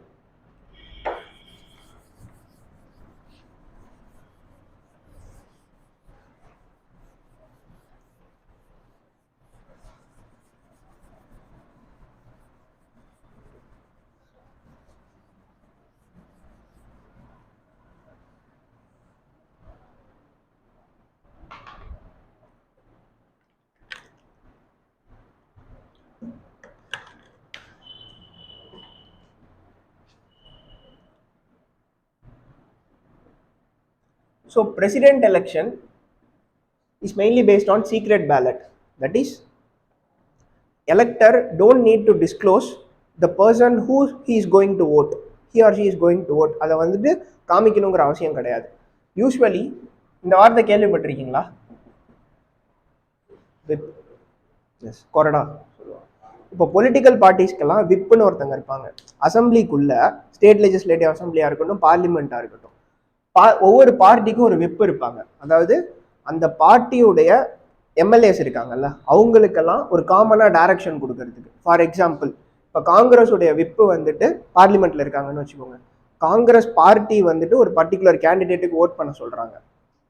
அந்த அவங்களுக்கு தான் கரெக்டாக ஓட் பண்ணுறாங்களா அப்படின்னு மானிட்டர் பண்ணுறதுக்கு இந்த விப் இருப்பாங்க. ஒவ்வொரு பொலிட்டிக்கல் பார்ட்டிக்குமே ஒரு விப் இருப்பாங்க. ஸோ சீக்ரெட் பேலட்னா என்னன்னா, MPs are not under the control of whip. They don't need to show who they are going to vote. நான் இவங்களுக்கு தான் ஓட் பண்ணுறேன் அப்படிங்கிறத காமிக்கணுங்கிற அவசியம் கிடையாது.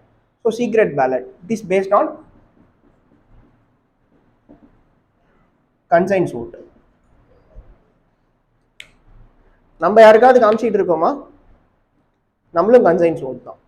In fact we should not show, நம்ம காமிக்க கூடாது actually. So secret ballot, conscience vote அப்படிங்கிறதுனால இந்த வார்த்தை கேள்விப்பட்டிருப்பீங்க கண்டிப்பா. ஆன்டி டிஃபெக்ஷன் லா கிடையாது. ஈவன் இப்போ Congress party for example Draupadi Murmu எலெக்ஷன்ல நின்னாங்க, ஆப்போசிட்டா யார் நின்னா?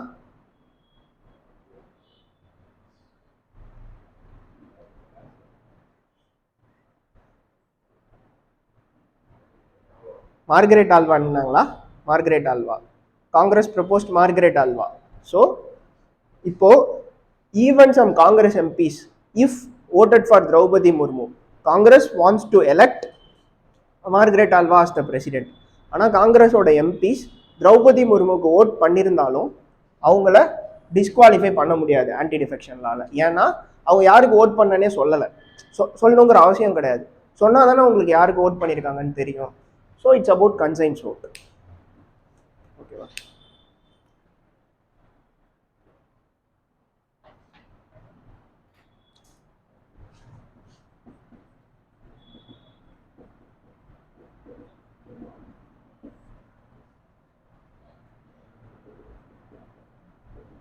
ஸோ எலெக்ஷன் எடுத்துக்கிட்டாலே there is huge logistics issue. So நம்ம எலெக்ஷனுடைய ப்ராசஸ் பார்த்தோம், இது எவ்வளோ டீடியஸான ப்ராசஸ்.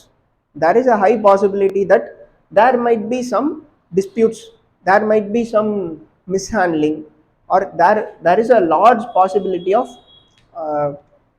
என்ன சொல்லலாம், அந்த பேலட் பாக்ஸ் எடுத்துகிட்டு போயிடுறாங்க, இந்த மாதிரியான ப்ராப்ளம்ஸ்லாம் இருக்கிறதுக்கு பாசிபிலிட்டிஸ் அதிகம். So there is always scope for disputes. கரெக்டா? ஸோ இப்போ எனக்கு இப்போ நான் ஒரு கண்டஸ்டன்ட், ஓகே, எனக்கு வந்துட்டு எலெக்ஷன் ஃபேராக நடக்கலை அப்படிங்கிற மாதிரி தோணுது. அப்போ நான் யாரை அப்ரோச் பண்ண முடியும்? எலெக்ஷன் கமிஷன் தான் எலெக்ஷனை கண்டக்ட் பண்ணாங்க, அவங்கள்ட்ட எப்படி அப்ரோச் பண்ணுவீங்க? நான் தான் எலெக்ஷன் நடத்தினேன், I conducted in a fair manner அப்படின்னு சொல்லுவாங்க. So obviously judiciary, Supreme Court.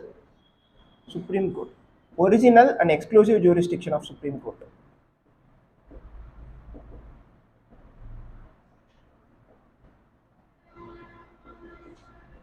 That is, election disputes with respect to the election of president and vice president will come under the original jurisdiction of Supreme Court. Original jurisdiction na ada original and exclusive jurisdiction. அதாவது apart from Supreme Court நீங்க வேற எங்கேயும் போய் அதை கேட்க முடியாது, supreme கோர்ட்ல மட்டும்தான் கேட்க முடியும். ஓகேவா? ஸோ யாரெல்லாம் கேட்கலாம் அப்படின்னா, கண்டஸ்டன்ட். அதாவது ஃபார் எக்ஸாம்பிள் இப்போ மார்கரெட் ஆல்வா இருந்தாங்கன்னா, Margaret Alva she is the contestant, அவங்க கேட்கலாம். அப்படி இல்லைன்னா 20+ எலக்டர்ஸ், அதாவது 20+ எம்பிஸ் ஆர் எம்எல்ஏஸ், அவங்க தானே எலக்டர்ஸ், அவங்க சேர்ந்து சுப்ரீம் கோர்ட்டில் எலெக்ஷன் டிஸ்பியூட் போடலாம். ஓகேவா? ஓகே. ஸோ சுப்ரீம் கோர்ட் ஒரு வேர்டிக்ட் கொடுப்பாங்க. அந்த verdict based on the inputs from the election commission and other independent bodies, Supreme Court ஒரு வேர்டிக்ட் கொடுப்பாங்க. அந்த வேர்டிக்ட்ல if the election has been riddled, அந்த எலெக்ஷன் வந்துட்டு there is some malfeasance happened in the election, அப்படி இருந்துச்சுன்னா president should timid the office. President வந்துட்டு அந்த ஆஃபீஸில் இருக்கக்கூடாது, வெளியே வந்துடணும். டிஸ்குவாலிஃபைட் அப்படின்னு வச்சுக்கோங்க. ஓகேவா? சுப்ரீம் கோர்ட் வேர்டிக் மூலியமாகவும் பிரசிடெண்ட்டை டிஸ்குவாலிஃபை பண்ணலாம். If there is any rigging in the election, எலெக்ஷனில் ரிகிங் நடந்துருந்துச்சுன்னா. இதெல்லாம் இந்தியாவில் நடந்தது கிடையாது. These are all the procedures which are given in the constitution. If something like that happens என்ன பண்ணணும் அப்படிங்கிறதுக்காக. Main thing is election petition should be filed with the supreme Court. It is under the original and exclusive jurisdiction of Supreme Court. கண்டஸ்டன்ட்டுங்கிறவங்க வந்துட்டு okay 20+ electors, வெறும் 20+ electors இருந்தால் போதும். அவங்க வந்துட்டு approach பண்ணலாம் சுப்ரீம் கோர்ட்டை. யார் வேணா பண்ணலாம். 20+ அந்த எலக்டோரல் காலேஜில் இருக்கிற 20 பேர் யார் வேணா பண்ணலாம். 20+ பீப்புள். ஸோ இதை எப்போ பண்ணணும்னா வித்தின் 13 days ஆஃப், இப்போ நீங்கள் பண்ண முடியாது. ஸோ இதுக்கு சம் ரெஸ்ட்ரிக்ஷன்ஸ் வச்சுருப்பாங்க. Within 30 days of publication of result. Election result publish பண்ணி 30 daysக்குள்ள you have to, if there is any dispute you can file the election petition. இந்த டைம் கொடுக்கலன்னா எப்போ வேணால் பண்ணலாம். ஸோ ரவுண்ட் இப்போ பண்ணுவாங்க, இன்னொரு 1 மாதம் கழிச்சு பண்ணுவாங்க. ஸோ அதுக்காக தான் இந்த சேஃப்கார்ட் கொடுத்துருக்காங்க.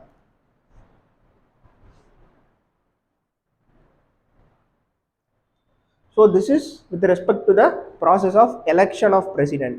என்னென்ன பார்த்தோம்? அதில் யார் எலெக்ஷன் கண்டக்ட் பண்ணுறான்னு பார்த்தோம், யார் ஓட் பண்ணுறான்னு பார்த்தோம், என்ன மெத்தடில் எலெக்ஷன் நடக்குதுன்னு பார்த்தோம், அதுக்கப்புறம் என்ன சிஸ்டமில் எலெக்ஷன் நடக்குதுன்னு பார்த்தோம், ஓட்டர்ஸ்க்கு சீக்ரெட் பேலட் ப்ரொவிஷன் இருக்குங்கிறது பார்த்தோம். தென் எலெக்ஷனில் டிஸ்பியூட் நடந்தால் ஹூ வில் பி அப்ரோச்ட் அப்படிங்கிறத பார்த்தோம்.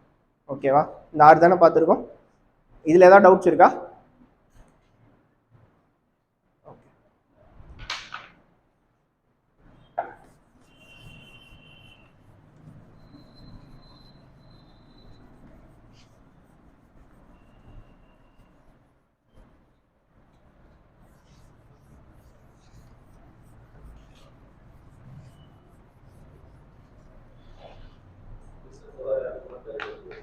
புரியல சார். ஆஃப்டர் ரிசல்ட் வரதுக்கு முன்னாடி யார் பிரசிடென்ட் எப்படி தெரியும் உங்களுக்கு? ரிசல்ட் வரதுக்கு முன்னாடி யாருன்னே தெரியாதுல நமக்கு பிரசிடென்ட். இல்ல வந்தா அஃபீஷியலா அனௌன்ஸ் பண்ணல. So after publication of results 30 days. சொல்லுங்க சார்.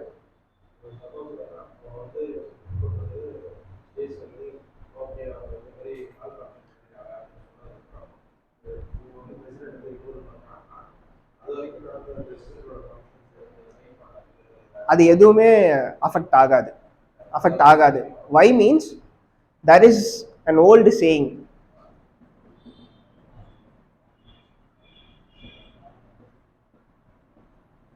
இது கொஞ்சம், this is not an actual thing but this is a old saying. King can do no wrong. So அரசன் எப்போதும் தப்பு பண்ண மாட்டான். So president is tabled on the lines of king. அப்படி தானே யூகேல கிங் அண்ட் குவீன் மாதிரி தானே இங்கேயும் president. So actions taken by the president will not be invalidated even the president is disqualified based on Supreme Court verdict. இதுக்கு ஒரு logic இருக்கு. இது வந்துட்டு okay, this is a rhetoric statement, இதை விட்டுருங்க. there is a logic behind it. practically பிரசிடென்ட்டுக்கு discretionary power very limited. So president யாரோடைய அட்வைஸில் ஆக்ட் பண்ணுறாரு? Prime minister and council of ministers. So all actions taken by the president was guided by Prime Minister and Council of Ministers. Only President is removed. Prime Minister and Council of Ministers are same. So practically there is no issue. The logic is President is not act on discretion. அவங்க டிஸ்கிரிஷன்னா அவங்களுடைய சொந்த mind apply பண்ணி அவங்க act பண்ண முடியாது. There are limited discretionary powers to President. So எதாக இருந்தாலும் Prime Minister and Council of Ministers உடைய அட்வைஸில் தான் ஆக்ட் பண்ணுறாங்க. ஸோ President ரிமூவ் ஆகிறதால இதில் எதுவும் சேஞ்ச் ஆக போகிறது கிடையாது. அதனால அதுக்கு முன்னாடி எடுத்த ஆக்ஷன்ஸ் எதையுமே வந்துட்டு இன்வாலிடேட் பண்ண மாட்டாங்க. ஓகேவா sir?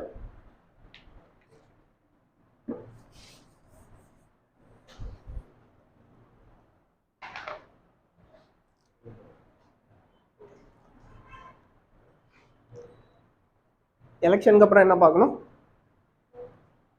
Excellent.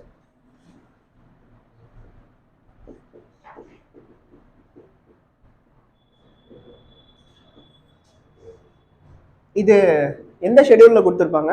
Oath or affirmation ஷெடியூல்லாம் படிச்சிங்களா? Schedule second. Salaries and emoluments எதில் தந்திருப்பாங்க? இது தேர்ட். ஷெடியூல் 3. ஸோ 12 ஷெடியூலும் படிச்சுக்கோங்க, பேசிக் என்னென்ன இருக்குங்கிறது. ஓகேவா? ஸோ ஷெடியூல் 3 இது என்ன 2 வார்த்தை? Oath, affirmation. எதுக்கு இந்த 2 வார்த்தை? ஓத்னா என்ன? பதவி பிரமாணம். ஓகே. ஸோ எதுக்காக இது எடுக்க சொல்றாங்க?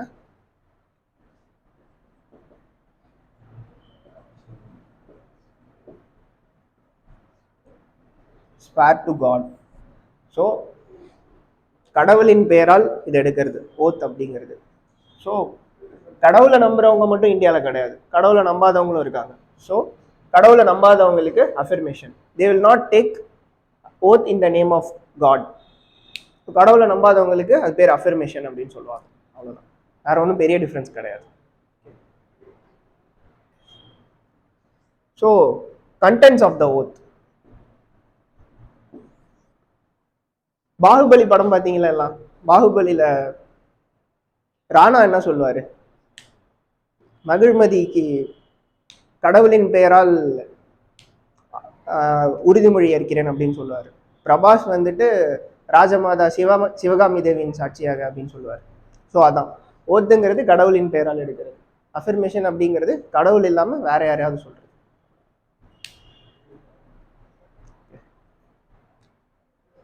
So what are the contents of the oath? இது ரொம்ப இம்பார்ட்டன்ட் கிடையாது, ஜஸ்ட் பேசிக் தான். ஸோ ஆப்வியஸாக president is the head of the state. So president என்ன பண்ணும்?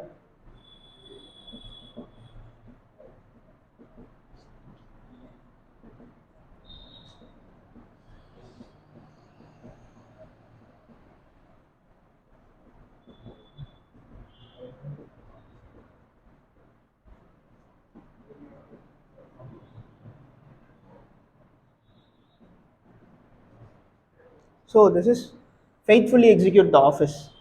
General contents தான். So he is the head of the state. He or she is the head of the state. So the ultimate responsibility is to protect, preserve and defend the constitution.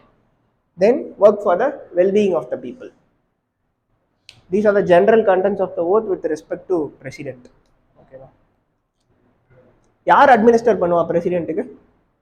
Oath is generally administered by a person, Chief Justice of India.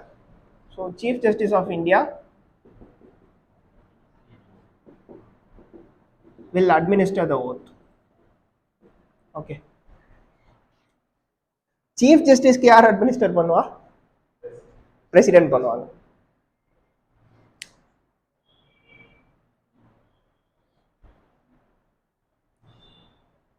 Chief justice இல்லைன்னா senior most judge of supreme court யாராவது பண்ணுவாங்க.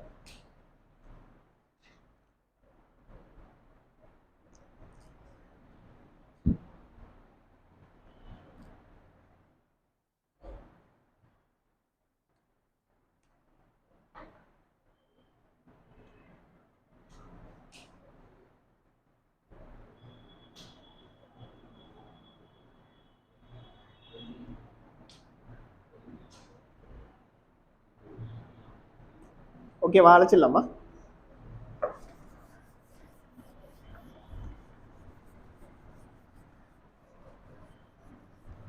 Next என்ன பார்க்கணும்?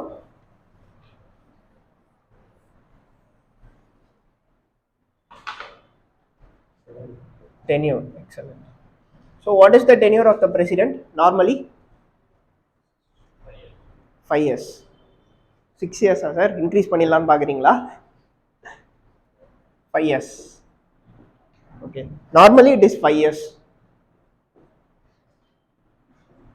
It can be extended beyond 5 years if election has not been conducted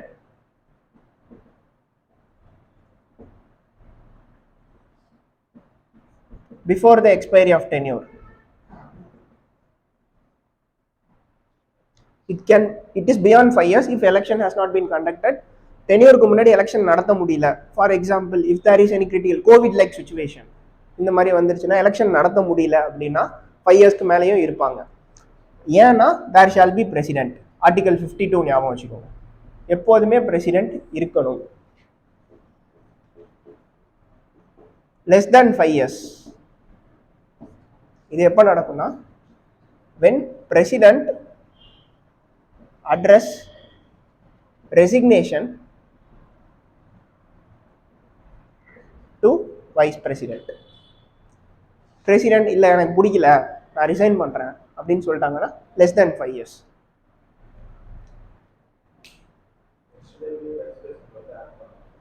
அது நெக்ஸ்ட்டாக தான் sir வரேன், அது டீட்டெயிலாக சொல்லிடுறேன். வேக்கன்சி அண்ட் ஆப்சன்ஸில் அதான் பேசுவோம் சார். உங்களுக்கு புரியுதா?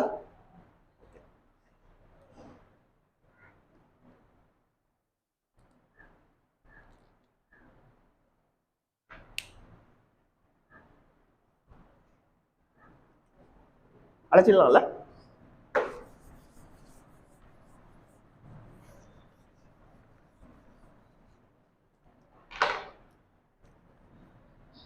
நெக்ஸ்ட் என்ன?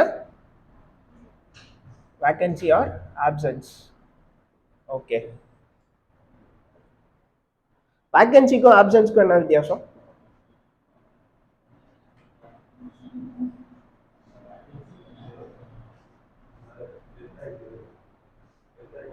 Okay,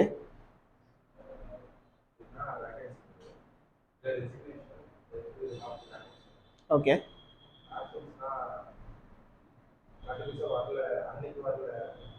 excellent. வேக்கன்சிங்கிறது பெர்மனன்ட் அன்அவைலபிலிட்டி, பெர்மனன்ட்லி அன்அவைலபிள். ஆப்சன்ஸுங்கிறது டெம்பரரிலி அன்அவைலபிள்.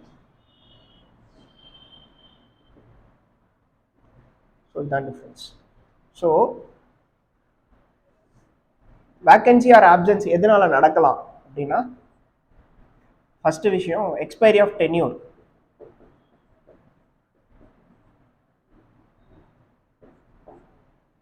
டென்யூர் முடிஞ்சிருச்சு, அதுக்கப்புறம் எலெக்ஷன் நடத்தலை அப்படின்னா அந்த போஸ்ட் வேக்கண்ட்டாக இருக்கும். ஓகேவா? வேக்கண்ட்டாக இருக்குங்கிறதுக்காக தான் எக்ஸ்டெண்ட் பண்ணுவாங்க. Technically it is vacant. போஸ்ட்ல இருக்கும்போதே இறந்துட்டாங்கன்னா டெத்.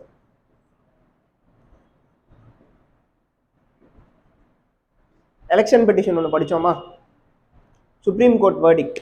சுப்ரீம் கோர்ட் வந்து எலெக்ஷன் டிஸ்பியூட்ல வந்துட்டு in case any rigging happened in the election president will demit the office அப்படின்னு படிச்சோமா? அப்போ வேக்கண்டா இருக்குமா?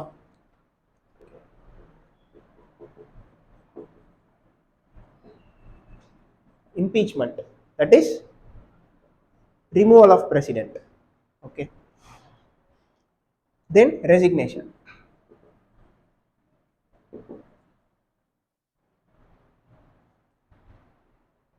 So one important point with respect to vacancy or absence is president post should not be vacant more than 6 months. So president post 6 months க்கு மேல வேக்கண்டா இருக்க கூடாது. Why? Because president has to summon the session of parliament. So இப்போ parliament வந்துட்டு round the clock round the year work பண்ணுதா? Whether it is working round the year? No, it is not working round the year. It is working in sessions. There are 3 sessions in the parliament. So அந்த செஷனை start பண்ணுறதுக்கு who is going to call the house அப்படிங்கிறது president தான். So கான்ஸ்டியூஷனில் என்ன சொல்லியிருப்பாங்கன்னா, அந்த பார்லிமெண்ட்டுடைய session rescues பீரியட்னு சொல்லுவாங்க. அதாவது ஒரு செஷனுக்கும் இன்னொரு செஷனுக்கும் உள்ள கேப் வந்துட்டு 6 monthsக்கு மேலே இருக்கக்கூடாது. If there is no president beyond 6 months, who is going to call the house? Who is going to summon the house? So அதனால தான் பிரசிடென்ட்டுடைய போஸ்ட் 6 monthsக்கு மேலே வேக்கண்ட்டாக இருக்கக்கூடாது. So in case of vacancy யார் வந்துட்டு பிரசிடென்ட்டாக இருப்பாங்கன்னா vice president. Vice president will act as the president. Vice President will act as President. This is for a maximum tenure of 6 months. 6 months தான் இருக்க முடியும், அதுக்குள்ள எலெக்ஷன்ஸ் கண்டக்ட் பண்ணிடணும். But in case of absence, absence not temporarily unavailable. So in case of absence, VP will discharge the function,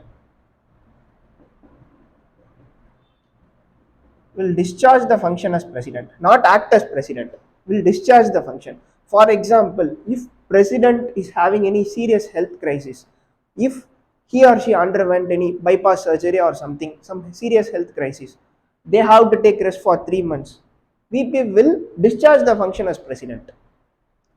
No time frame given, because whenever the president assumes office, vice president will demit the office. Okay. So அதுதான் இது ரெண்டுத்துக்கும் உண்டான major difference. If vice president is also not there, then who will act as the president? Chief Justice of India. If Chief Justice is not there, senior most judge of Supreme Court. Okay. So president, vice president, Chief Justice of India,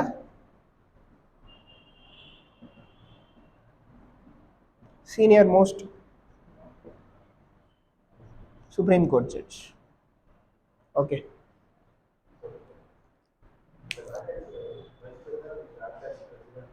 Okay. ஆமா இல்ல actually contents of the oath will be same for president and vice president, so there will not be an issue. Yes, exactly. This act as the president na, they will not take any major administrative decisions. For example, war promulgateலாம் பண்ண முடியாது, அந்த மாதிரி decisions எடுக்க முடியாது, but இதில் பண்ணலாம்.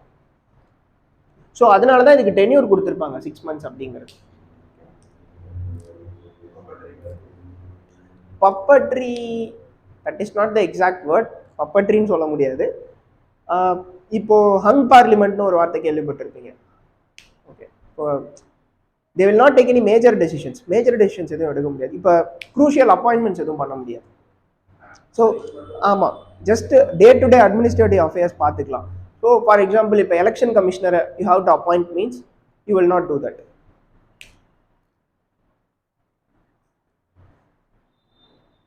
ஓகேவா? Vacancy and ஆப்சன்ஸ்க்கு டிஃப்ரென்ஸ் புரியுதுல்ல? So these are the conditions where there is scope for vacancy. ஓகேவா? ஸோ இந்த எக்ஸ்பைரினா நமக்கு என்னன்னு தெரியும். ஓகே, எக்ஸ்பைரி ஆஃப் டென்யூர்னா 5 years முடிஞ்சிருச்சு. டெத்னா அன்டைம்லி டெத், ஸோ அது எதுவும் பண்ண முடியாது. சுப்ரீம் கோர்ட் வேர்டிக்னா என்னன்னு தெரியும். ரெசிக்னேஷன்னா என்னன்னு தெரியும். What is impeachment? Yes, removal of president. யார் ரிமூவ் பண்ணலாம்? ஸோ பிரைம் மினிஸ்டர் நினச்சா just remove from the post பண்ண முடியுமா? யார் சார்? பார்லிமெண்ட். பார்ப்போம். There is a huge procedure given in the constitution itself for the impeachment of president. அழைச்சிடலாமா எல்லாத்தையும்? Okay.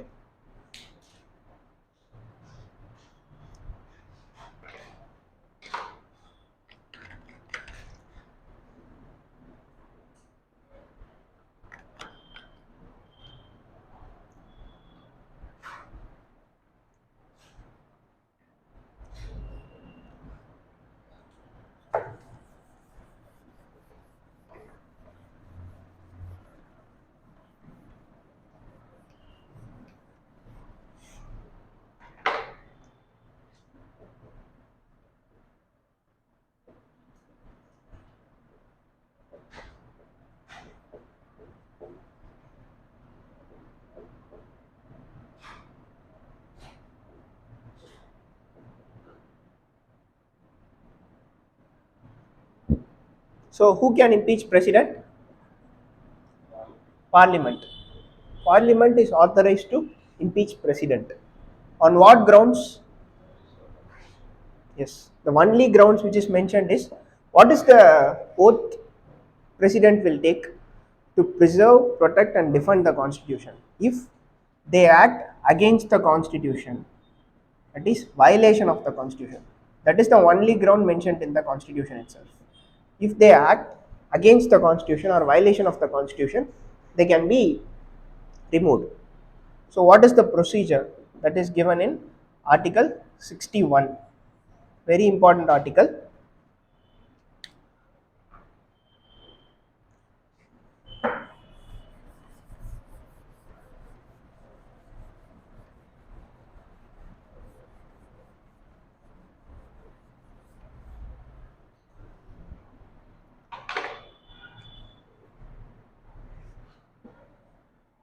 So the procedure is, you can initiate the removal procedure of president in any house.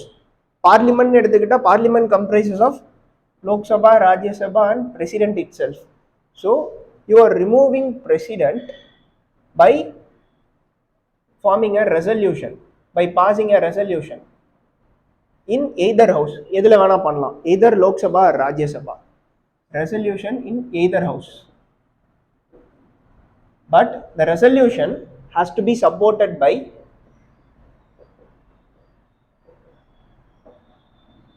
1/4 of the members.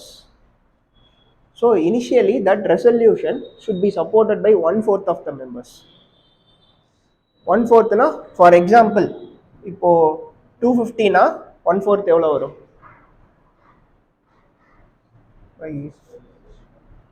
எவ்வளவு? 60யா? 24, 62.5. 63 members has to accept the resolution. Okay. So that is 1/4 of the members should accept the resolution.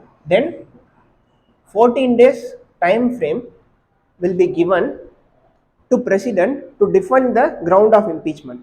So you are initiating a resolution to remove president. So he or she should be communicated, right? President remove பண்றதுக்கு ஒரு resolution pass பண்றாங்க, அதை president கிட்ட inform பண்ணணும்ல. First உங்களை remove பண்றதுக்காக ஒரு resolution pass பண்ணியிருக்காங்க, இன்ஃபார்ம் பண்ணிட்டு 14 days டைம் கொடுப்பாங்க. உங்களை என்ன கிரவுண்ட்ல ரிமூவ் பண்றாங்க அப்படிங்கிறது அவங்களுக்கு தெரியணும்ல, அதுக்காக 14 days time frame.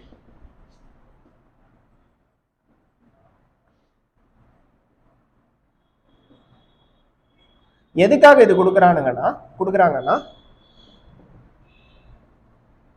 why this has been given is to settle that dispute or misconception in this stage itself. இந்த ஸ்டேஜ்ல ஏதாவது வந்துட்டு இப்போ இஷ்யூ இருக்கு, இல்ல there is some confusion over the issue that is not, இப்போ வந்து கான்ஸ்டியூஷனை வயலேட் பண்ணுது அப்படிங்கிறதுக்காக தான் இதை கொண்டு வராங்க. பட் இந்த ஸ்டேஜ்ல வந்துட்டு if president convince that it is not against the constitution, கான்ஸ்டியூஷனை அகெயின்ஸ்டா இல்லை அப்படிங்கிற மாதிரி கன்வின்ஸ் பண்ணிட்டா இந்த ஸ்டேஜ்ல இது முடிஞ்சிடும். ஸோ அதுக்காக தான் இந்த டைம் கொடுக்குறது. ஓகேவா? ஸோ இந்த 15 days டைமுக்கு அப்புறம் 15th day resolution will be taken up in the house. So 15th day, so இதுக்கு ஓட் பண்ணுவாங்க, பிரசிடென்ட்டை ரிமூவ் பண்ணலாமா வேணாமா அப்படின்னு இந்த ஹவுஸ்ல ஓட் பண்ணுவாங்க.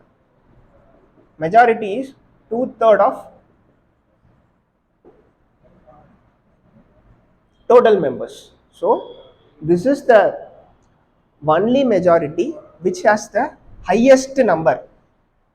ஏன்னா மிச்ச ஸ்பெஷல் மெஜாரிட்டிலாம் பார்த்தீங்கன்னா 2/3 present and voting தான் இருக்கும். So this is 2/3 of total members. This is the only majority which has highest number ever given in any constitution. எதுக்காக இவ்வளோ safeguard வச்சிருக்காங்கன்னா, president is the head of the state. So you cannot just remove them just like that. So hence there is the procedure is tedious, the majority is also very high. ஓகேவா? So இது வந்துட்டு எக்ஸ்பிளிசிட்டா article 61லே சொல்லியிருப்பாங்க. ஓகேவா? So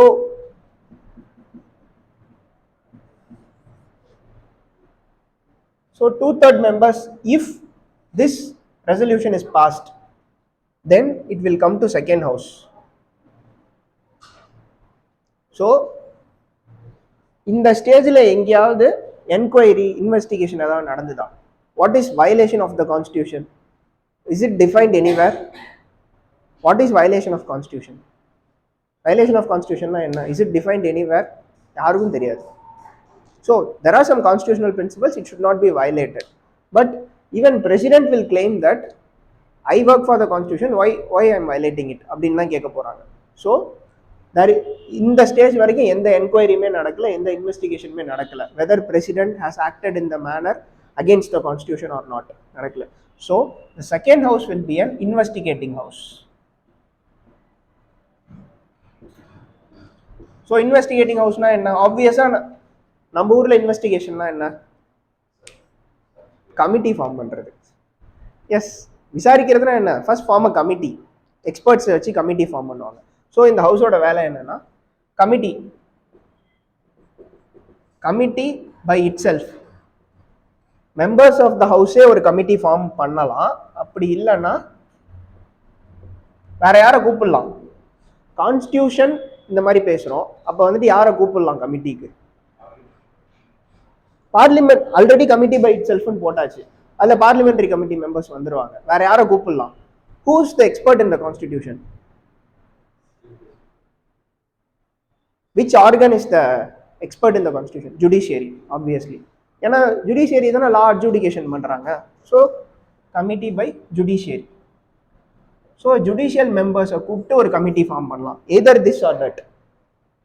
so this committees will submit a report.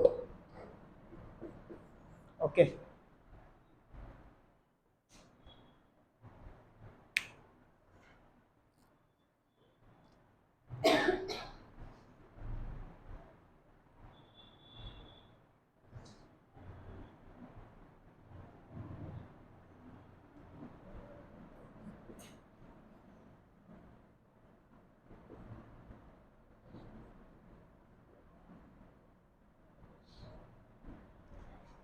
They will submit a report that whether president is guilty of violation of constitution or not guilty of violation of constitution.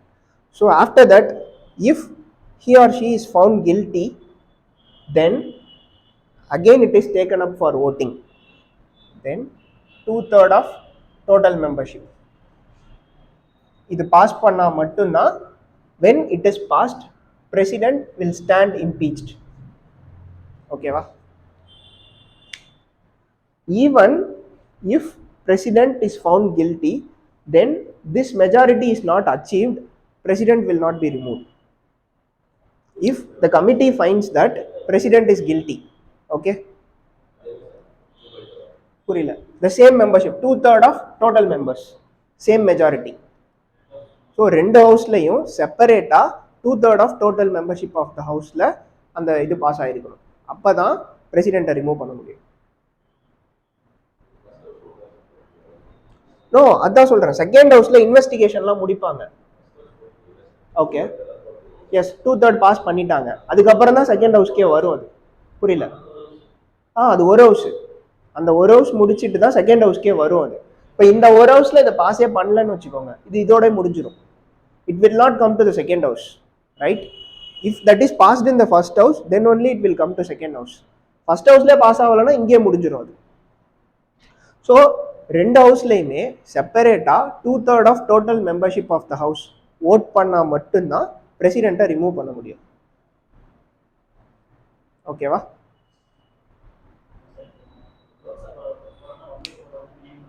ஒரு நிமிஷம், இது அழைச்சிடவா, இந்த side அழைச்சிடவா.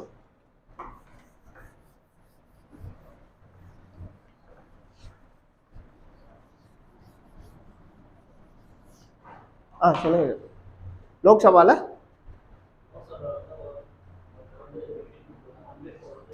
1/4ங்கிறது இனிஷியலா அந்த resolution எடுத்துட்டு வரதுக்கே 1/4 வேணும். First எடுத்தோடனே நான் வந்துட்டு I am going to discuss about the impeachment of president அப்படின்னு நான் சொல்றேன்னு வச்சுக்கோங்க, அதை நான் ஃபர்ஸ்ட் டிஸ்கஸ் பண்ணணும்னாலே 1/4 ஆஃப் த மெம்பர்ஸ் ஃபர்ஸ்ட் ஒத்துக்கணும், அப்பதான் நான் அதை டிஸ்கஸே பண்ண முடியும், இன்ட்ரடியூஸே பண்ண முடியும். இன்ட்ரடியூஸ் பண்ணதுக்கு அப்புறம் 2/3 ஓட் பண்ணியிருக்கணும், அப்பதான் அது ஃபர்ஸ்ட் ஹவுஸ்லேருந்து செகண்ட் ஹவுஸ்க்கு போகும். ஓகேவா? செகண்ட் ஹவுஸில் இன்வெஸ்டிகேஷன் நடக்கும். இந்த இன்வெஸ்டிகேஷனில் தான் பிரசிடென்ட் கில்ட்டியா நாட் கில்ட்டியா அப்படின்னு சொல்லுவாங்க. So even if president is found guilty of violation of constitution, so கான்ஸ்டியூஷனை வயலேட் பண்ணுற மாதிரி தான் நடந்திருக்காங்க அப்படின்னு தெரிஞ்சாலுமே 2/3 ஆஃப் த டோட்டல் மெம்பர்ஸ் மறுபடியும் இதுக்கு ஓட் பண்ணணும். அப்படி ஓட் பண்ணால் மட்டும்தான் பிரசிடென்ட் வில் ஸ்டாண்ட் இம்பீச்ட். ஓகேவா? From the day 2/3 of the total members of the house voted to remove the president will stand impeached.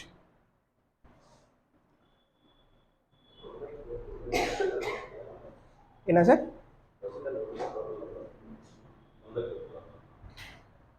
1/4 of the members went to present on voting now.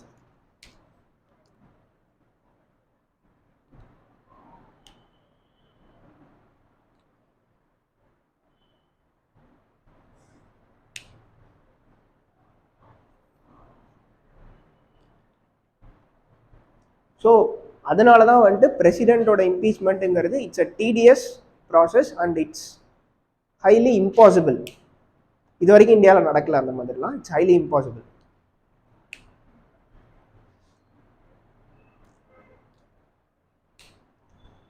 இந்த point கிளியராக புரியுதுல? ரெண்டு ஹவுஸ்லேயும் செப்பரேட்டாக 2/3 of total members of the house should vote to remove the president.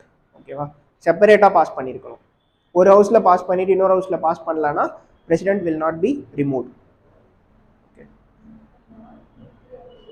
Not கில்ட்டினா violate பண்ணலன்னு அர்த்தம். Even இந்த கேஸும் ஒன்று இருக்கு. நாட் கில்ட்டின்னு சொல்லிட்டாங்கன்னா அதுக்கப்புறம் அதை ப்ரொசீட் பண்ணுறதுல வேலிடே கிடையாது லாஜிக்கலி.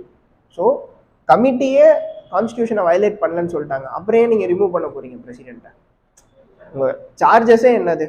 கான்ஸ்டியூஷனை வயலேட் பண்ணிட்டீங்கிறது தான். வயலேட்டே பண்ணலன்னு சொல்லிட்டாங்க, அப்புறம் ரிமூவ் பண்ணுறீங்க பிரசிடென்ட்டை நீங்கள்? So there is a basic logic behind it. உங்களுக்கு புரியுதா மேடம்? உங்களுக்கு சார் ஓகேவா?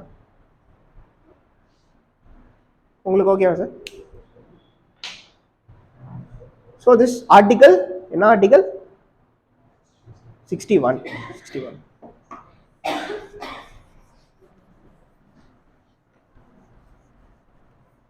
So there is a subtle difference between impeachment and removal. So this is what we call as the process of impeachment.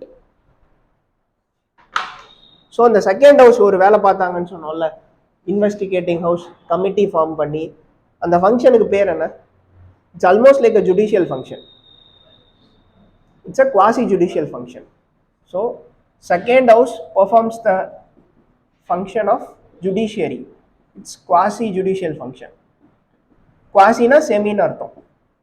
Quasi judicial function. India quasi federal தான சொல்லுவோம். So semi federal, semi judicial.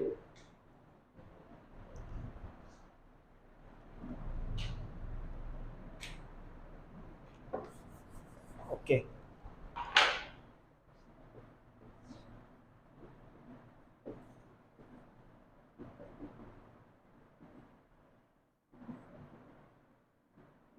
So there are differences between, this is regarding the basic conceptual clarity. இது வந்துட்டு சும்மா ரிமூவல்னா என்ன, there should be some legal terms which should be appropriately used. So எங்கே நம்ம இம்பீச்மெண்ட்னு சொல்லணுமோ அங்கே தான் இம்பீச்மெண்ட் சொல்லணும், ரிமூவல் எங்கே சொல்லணுமோ அங்கே தான் சொல்லணும். Just like that we cannot use it. அதுக்காக தான் சொல்கிறேன், கிளாரிட்டிக்காக. ஸோ ரிமூவலுங்கிறது இட்ஸ் அன் எக்ஸிக்யூட்டிவ் ஆக்ட். இம்பீச்மெண்ட்டுங்கிறது it's a legislative act. So பிரசிடென்ட்டோட ரிமூவலை நம்ம இம்பீச்மெண்ட்டுன்னு தான் சொல்லணும்.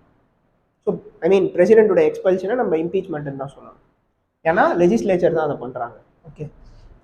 ஸோ ரிமூவலுக்கு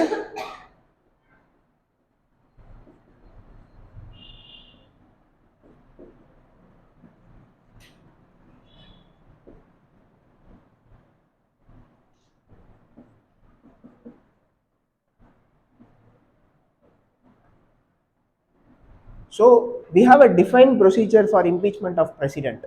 So first houseல இந்த ரெசல்யூஷன்ல பாஸ் பண்ணியிருக்கணும், செகண்ட் ஹவுஸ்ல இன்வெஸ்டிகேஷன் பண்ணியிருக்கணும், அதுக்கப்புறம் ரிப்போர்ட் சப்மிட் பண்ணணும், அதுக்கப்புறம் இந்த மெஜாரிட்டியில் அதை பாஸ் பண்ணியிருக்கணும்.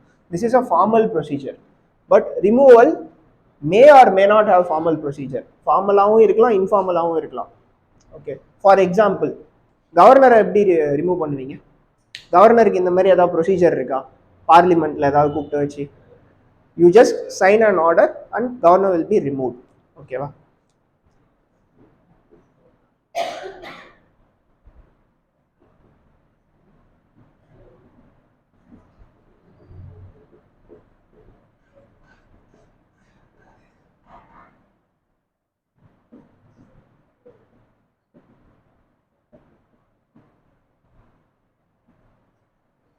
So in that case, president has been provided the opportunity to right to defend the charges.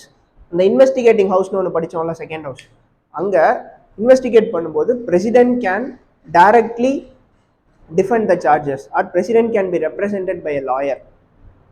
So அதாவது ரெண்டு சைடுடைய ஆர்குமெண்ட்ஸையும் கேட்டுட்டு தான் அவங்க வந்துட்டு ஜட்மெண்ட்டுக்கு வருவாங்க.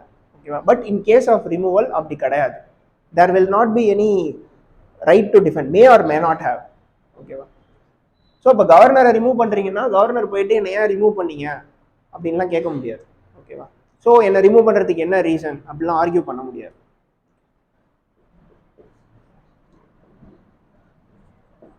So what they performed is quasi judicial function.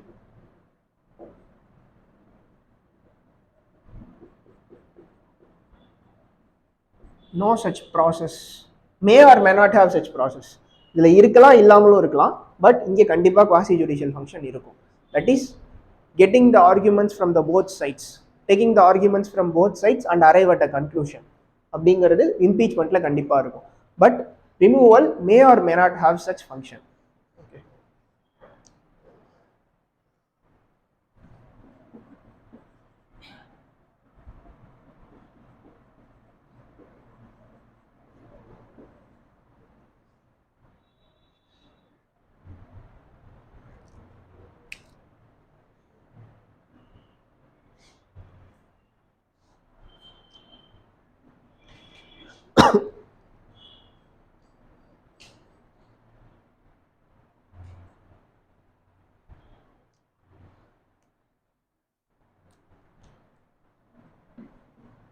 இந்த வார்த்தை கேள்விப்பட்டிருக்கீங்களா? ப்ளஷர் ஆஃப் பிரசிடென்ட் அப்படின்னா என்ன?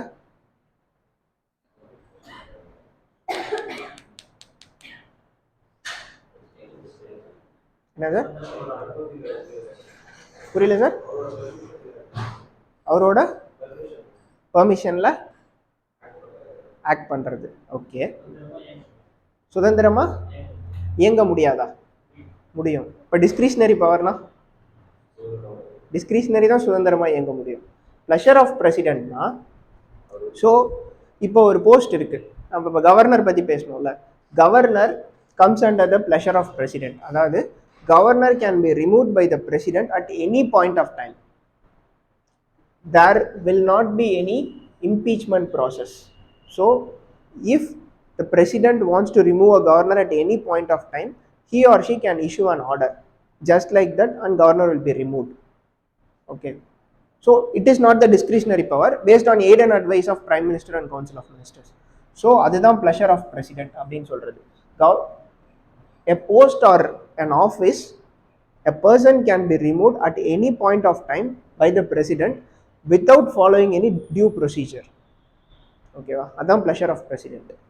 ஸோ நீங்கள் even council of ministers comes under the pleasure of president. ஏன்னா why I am saying this is, so council of ministers will be recommended by prime minister to the president. So prime minister can recommend to disqualify or to demit council of minister from the office. So அதனால தான் council of ministers comes under pleasure of president at any point of time. அதுக்கு எந்த ஜஸ்டிஃபிகேஷனும் கொடுக்கணுங்கிற அவசியம் கிடையாது.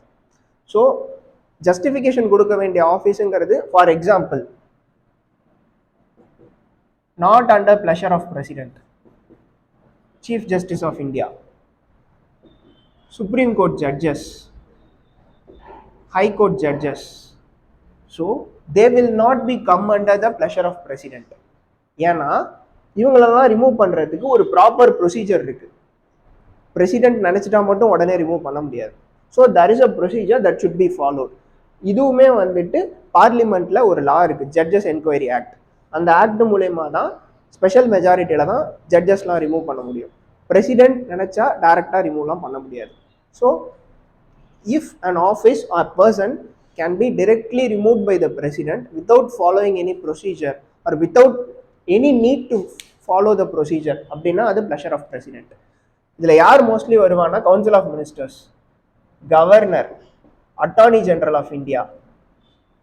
ஓகேவா? இவங்களாம் தான் இந்த இதில் வருவாங்க. Chief justice of India, CAG வருவாங்க. எஸ், கேக் வில் ஆல்சோ, ஏன்னா every independent office will come under they will not come under pleasure of president. அப்படி இருந்துச்சுன்னா அது இண்டிபெண்டா இருக்காதுல்ல. நம்ம நேத்தியா என்ன பார்த்தோம்? salary, tenure, conditions. எஸ், இது மூணுமே வந்துட்டு இண்டிபெண்டா இருந்தாதான் they will act without fear and favor. Governor is a constitutional post, but governor is the representative of the union. He or she is the representative of the union to the state government. So நம்ம அதை வந்துட்டு centre state relations படிக்கும்போது அதை கிளியராக பார்ப்போம். So அடுத்து நம்ம பிரசிடென்ட்டுக்கு அடுத்து வைஸ் பிரசிடென்ட், கவர்னர் தான் பார்க்க போகிறோம். அப்போ பார்ப்போம் கிளியராக.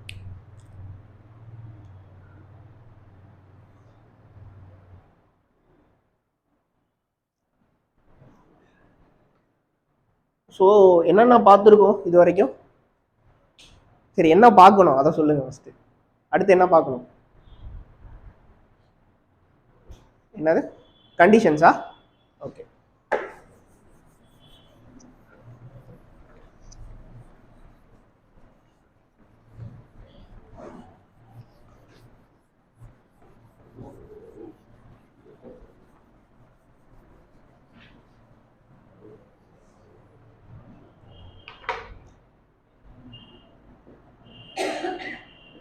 Okay, conditions. ஸோ குவாலிஃபிகேஷனில் என்ன பார்த்தோம்? should not hold any office of profit, citizenship 35 years of age. அதுக்கு அடுத்து கண்டிஷன்ஸ் அதே தான் இங்கேயும். should not hold any office of profit,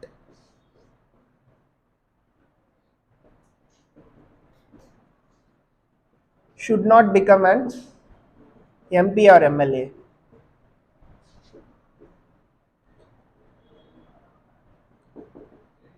salary tenure fixed by parliament. That is, parliament cannot reduce the salary of president, only increase the salary of president. Okay, so this is with respect to infuse independence in the office of president.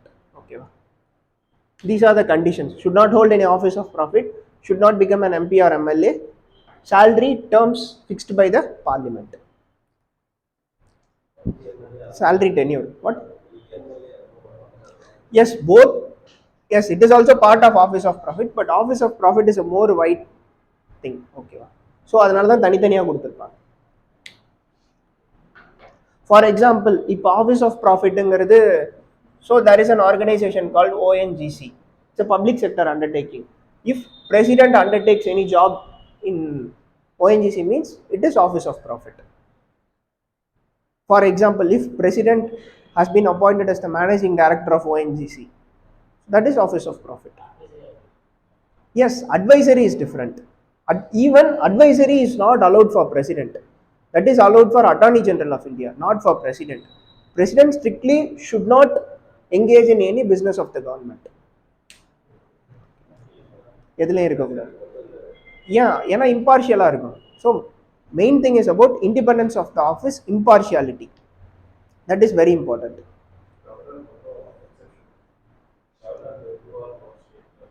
Governor is the chancellor of universities. யூனிவர்சிட்டிஸ்க்கு சான்சலராக இருக்கலாம், அந்த மாதிரியான exceptions இருக்கும். So அதுவுமே இப்போ கண்டென்ஷனில் தான் இருக்குது. கேரளாவில் வந்துட்டு ஒரு ஆர்டினன்ஸ் பாஸ் பண்ணுறதா சொல்லிட்டு இருந்தாங்க. Yes, 2 state. அது வந்துட்டு கான்ஸ்டியூஷனில் சொல்லலை. இல்லை, கான்ஸ்டியூஷனில் சொல்லலை.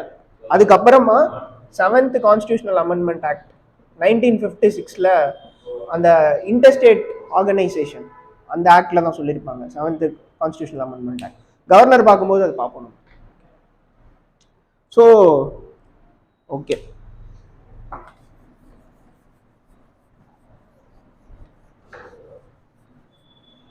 ஓகே.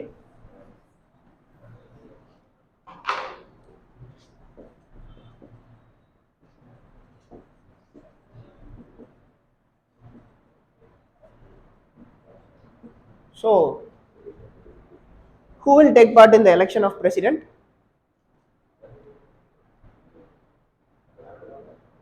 யார் எலெக்ஷன் ஆஃப் பிரசிடென்ட்ல யாரெல்லாம் பார்ட்டிசிபேட் பண்ணுவா? Okay, elected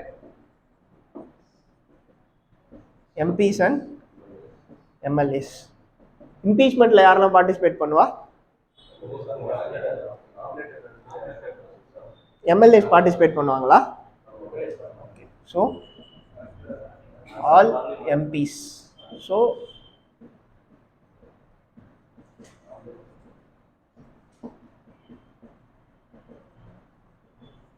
so this is the key point.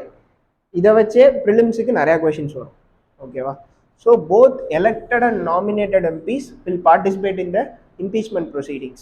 MLAs will not get the chance to participate in the impeachment proceedings, but they get a chance to participate in the election. ஓகேவா?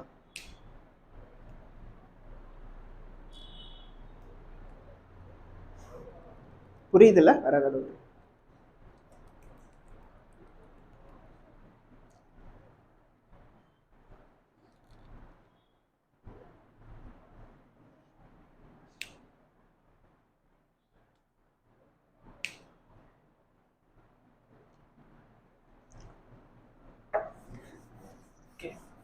So part 1 complete பண்ணிட்டோமா? என்னென்ன பார்த்துருக்கோம் சொல்லுங்க. Part 1ல என்னென்ன பார்த்துருக்கோம்? இப்போ office of பிரசிடென்ட்னா என்னன்னு பார்த்தோமா? ஸோ பிரசிடென்ட்னா ஃபர்ஸ்ட் யாரு? What is the responsibility of president? What is the legal definition, legal designation of president? Is the head of the state, head of union government executive, then supreme commander of the armed forces பார்த்தோம். Office of the government. அதுக்கடுத்து என்ன பார்த்தோம்? Qualification. What are the qualifications to stand in the election of president? So அது பார்த்தோம். அதுக்கடுத்து election எப்படி பண்ணுவாங்க அப்படின்னு பார்த்தோம். ஸோ எலெக்ஷனில் என்னென்ன பார்த்தோம்? So who is conducting the election, who are the voters, election system என்ன, ப்ரொபோஷனல் ரெப்ரசன்டேஷன் சிஸ்டம்னா என்ன, எலெக்ஷன் பெட்டிஷன்னா என்ன, இதெல்லாம் பார்த்தோம். அதுக்கடுத்து ஓத் ஆர் அஃபர்மேஷன் பார்த்தோம். அதுக்கடுத்து டென்யூர் பார்த்தோம். அதுக்கடுத்து வேக்கன்சி பார்த்தோம். வேக்கன்சியில் இம்பீச்மெண்ட் அப்படிங்கிற ஒரு பாயிண்ட் பார்த்தோம், அதை எக்ஸ்பேண்ட் பண்ணி பார்த்தோம். அதுக்கடுத்து கண்டிஷன்ஸ். ஓகே, ஸோ இது எல்லாமே கிளியரா? இதில் ஏதாவது டவுட்ஸ் இருக்கா? So first part, the structural part is completed with respect to president. ஓகேவா? இது புரிஞ்சா பவர்ஸ் அண்ட் ஃபங்க்ஷன்ஸ் ரொம்ப ஈஸியாக இருக்கும். ஓகேவா? செகண்ட் பார்ட் போலாம்ல? பிரேக் வேணுமா? செகண்ட் பார்ட் போலாம்ல?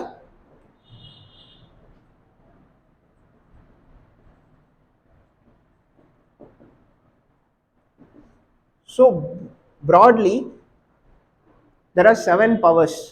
So obviously you will all know: legislative, executive, judicial, financial,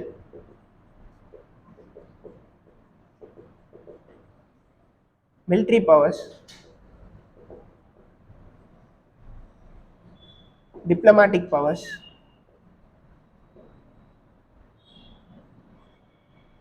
emergency powers.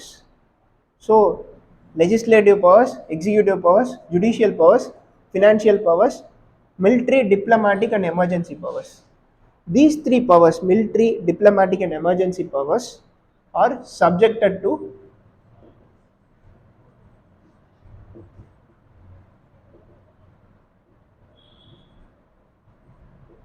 parliamentary approval. Why this is? To have a checks and balance over the executive functioning. Okay, for example, if national emergency is declared, means it has to be ratified by the parliament within 1 month. 1 monthக்குள்ள parliament அதை ratify பண்ணணும். அதுவும் special மெஜாரிட்டியில் அதை ratify பண்ணால் மட்டும்தான் national emergency proclaim பண்ண முடியும். இல்லைனா அது வந்துட்டு கண்டினியூ ஆகாது. So this is with respect to the checks and balance with respect to functioning of the executive.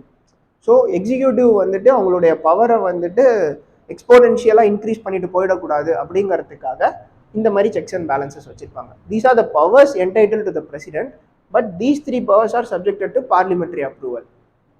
ஓகேவா? ஸோ ஜுடிஷியல் பவர்ஸுங்கிறது this is with respect to appointment of judges appoint பண்ணுறது அவங்க தான். ஃபினான்ஷியல் பவருங்கிறது கன்சாலிடேட்டட் ஃபண்ட் ஆஃப் இந்தியா அப்படின்னு ஒன்று இருக்குது. Consolidated fund of இந்தியாவிலேருந்து காசு எடுக்கணும்னா பிரசிடென்ட்டுடைய அப்ரூவலில் தான் எடுக்க முடியும். ஓகேவா? ஸோ அதெல்லாம் நம்ம பின்னாடி பார்ப்போம். ஜஸ்ட் கிளிம்ஸ் தான் சொல்கிறேன். First will look into the legislative function. Okay,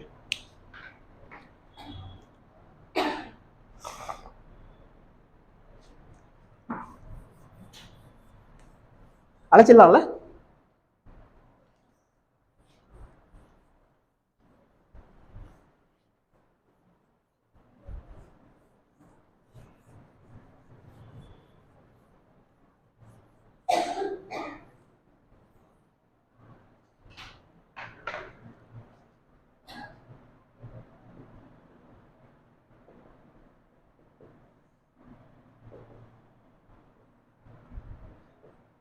So president is part of the legislature, right? Correcta? Correcta? President is the member of the legislature. President is not the member of legislature. President is the part of legislature. Okay. That is parliament today or part president. So என்ன legislative function இருக்கலாம்? First ஒரு விஷயம் சொன்னல, 6 months time. That is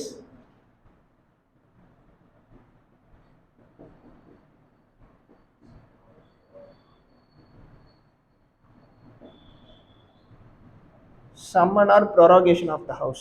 That is calling the house to do the legislative business and closing the house. ரெண்டுமே president தான் பண்ணணும். ஓகேவா? So அதனால தான் it is explicitly given in the constitution that the recess time, that is the time gap between two sessions of the parliament should be not greater than 6 months. should not be greater than 6 months. 6 monthsக்கு மேலே இருக்கக்கூடாது. அதனால தான் president election 6 monthsக்குள்ளே conduct பண்ணிடணும் வேக்கன்சியில் அப்படின்னு சொல்லியிருப்பாங்க. ஓகேவா? So இப்போ there are 3 sessions of parliament, right? There are 3 sessions are being conducted. Is that given in the constitution? Only constitution says is the time gap between 2 sessions should not be greater than 180 days. 6 monthsக்கு மேலே இருக்கக்கூடாது. ஒரு செஷனுக்கும் இன்னொரு செஷனுக்கும் உள்ள gap வந்துட்டு 6 monthsக்கு மேலே இருக்கக்கூடாது அப்படிங்கிறது தான். பட் நம்ம வந்துட்டு we have 3 sessions. என்னென்ன செஷன் இருக்கு? எஸ், ஃபர்ஸ்ட் எடுத்தோடனே budget session, monsoon session, okay,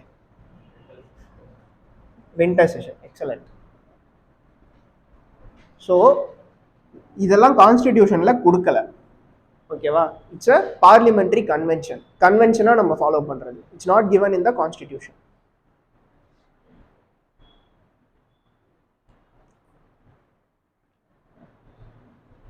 so இதெல்லாம் வந்துட்டு ஃபிக்ஸட் நம்பர் ஆஃப் டேஸ் இருக்கணும் அப்படிங்கிற அவசியமும் கிடையாது. So it can be wind up at any point of time by the president. So this summon or prorogation of the house must be done by the president. So this is the first legislative action, calling the house to do their regular business. What is their business? Passing the budget and law making and making the government accountable. Okay.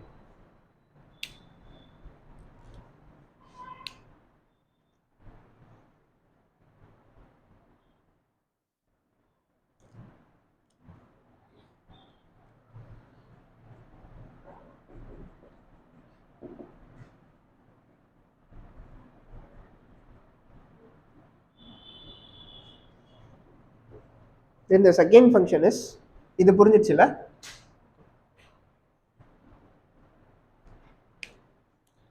Nomination of members in the legislature. For example, in Rajya Sabha, 12 members will be nominated by President of India.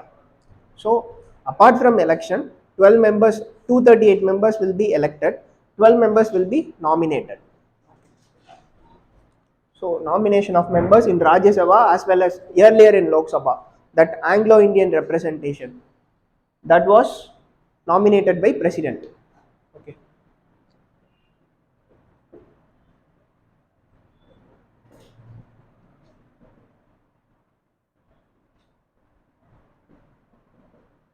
Okay.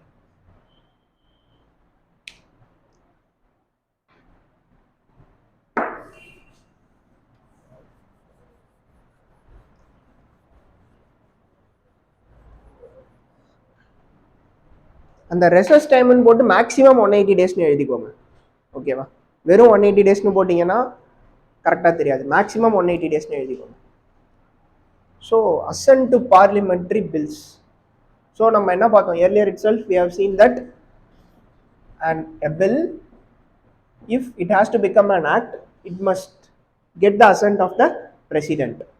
So then only it will be implemented. இல்லைன்னா இதை implement பண்ண முடியாது.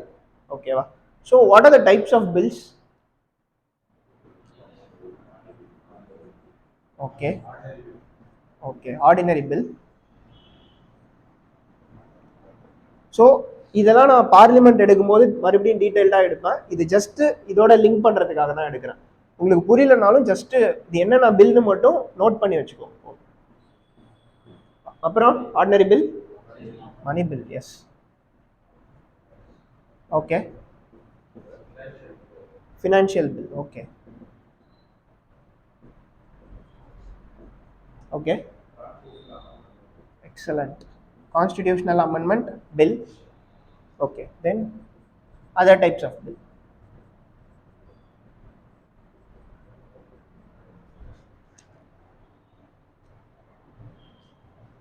இது constitutional amendment bill, okay va? So ordinary bill na a bill having a bill which contains original proposals, அதாவது a new bill is introduced. இதுக்கும் இந்த other types of பில்லுக்கும் என்ன டிஃப்ரென்ஸ்னா, ஃபார் எக்ஸாம்பிள் இப்போ ஆல்ரெடி வந்துட்டு there is an act called motor vehicle amendment act, motor vehicle act 1988. If you are going to make amendments in that act, it will not come under ordinary bill, it will come under other types of bill. Already இருக்கிற ஆக்டை amend பண்ணணும்னா அது வந்துட்டு அதில் some changes எடுத்துகிட்டு வரணும்னா அது other types of பில்ல வரும். ஆர்டினரி பில்லுங்கிறது you are creating a new bill. For example இப்போ வந்துட்டு ஸ்டெம் செல் ரிசர்ச்சுக்கு ஒரு பில் எடுத்துகிட்டு வந்திருக்காங்க. ஸோ அதெல்லாம் new types of bill introduce பண்ணுறது, ஓகேவா?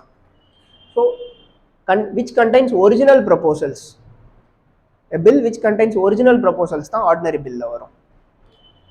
ஸோ இது நான் டீட்டெயில்டாக எடுப்பேன், பில்ஸ் பார்க்கும்போது நான் டீட்டெயில்டாக எடுப்பேன், அதை விட்டுருங்க, இது ஜஸ்ட் கிளிம்ஸ் தான். மணி பில்னா it involves money, only money, taking money from consolidated fund of India, taking money from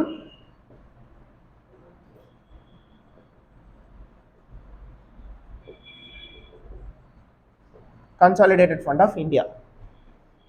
Financial bill na it contains money proposals as well as ordinary proposals. Financial bill na financial bill 1 ஒன்னு இருக்கு, 2 ஒன்னு இருக்கு, okay. Constitutional amendment bill na it is for amending the constitution itself, okay. இதுதான் இந்த 5 types of bills, ஓகேவா? So இந்த பில்ஸுக்கெல்லாம் பிரசிடென்ட்டுடைய power என்ன? So with respect to constitutional amendment bill, what are the possibilities president can do? இதை பற்றி நம்ம ஏற்கனவே பேசியிருக்கோம். கான்ஸ்டிடியூஷனை அமெண்ட் பண்ணும்போது பிரசிடென்ட்டுக்கு என்ன பவர் இருக்குது அந்த பில்லில்? he cannot exercise veto, he or she cannot exercise veto, must give assent. President must give assent in case of constitutional amendment bill. This was given in the 24th Constitutional Amendment Act 1971. நம்ம நேற்று இந்த ஒரு constitutional amendment act படித்தோமா? In reaction to Golaknath case, Parliament has enacted this Constitutional Amendment Act. இதில் எக்ஸ்பிளிசிட்டாக சொல்லியிருப்பாங்க, in case of constitutional amendment bill, President cannot exercise any veto powers. அது என்னென்ன powers இருக்குன்னு நான் சொல்கிறேன். இப்போ அசன்ட் டு பார்லிமெண்டரி பில்ஸ்னா, இப்போ இது எழுதிட்டீங்களா? அழைச்சிடவா?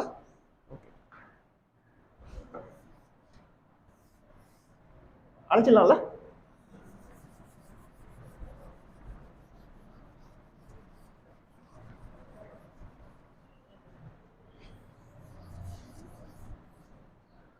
So in case of ordinary bill அப்படின்னா,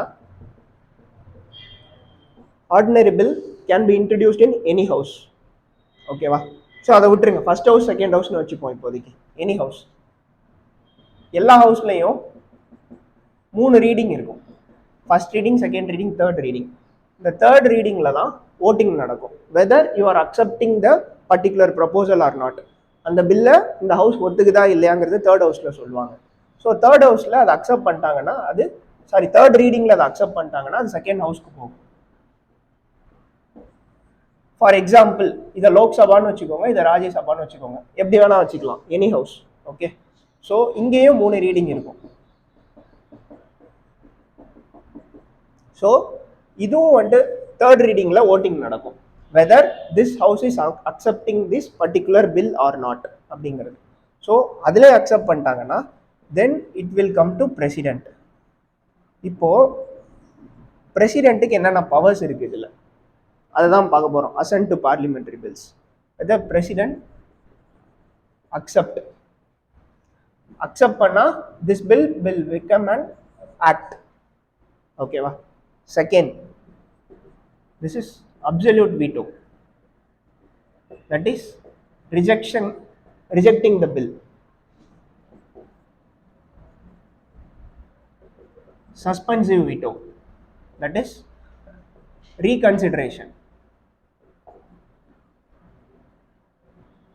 reconsiderationக்கு திருப்பி அனுப்புறது.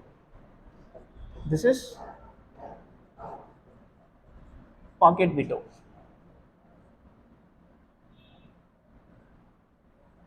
It is not taking any decision. So அந்த பில் பிரசிடென்ட் கிட்ட வந்திருக்கு, president will not take any decision, அது பாக்கெட் வீட்டோ. ஸோ இந்த பவர்ஸ் எல்லாமே ஆர்டிகல் 111 சொல்லியிருப்பாங்க. ஓகேவா? So with respect to generally this is not the discretionary.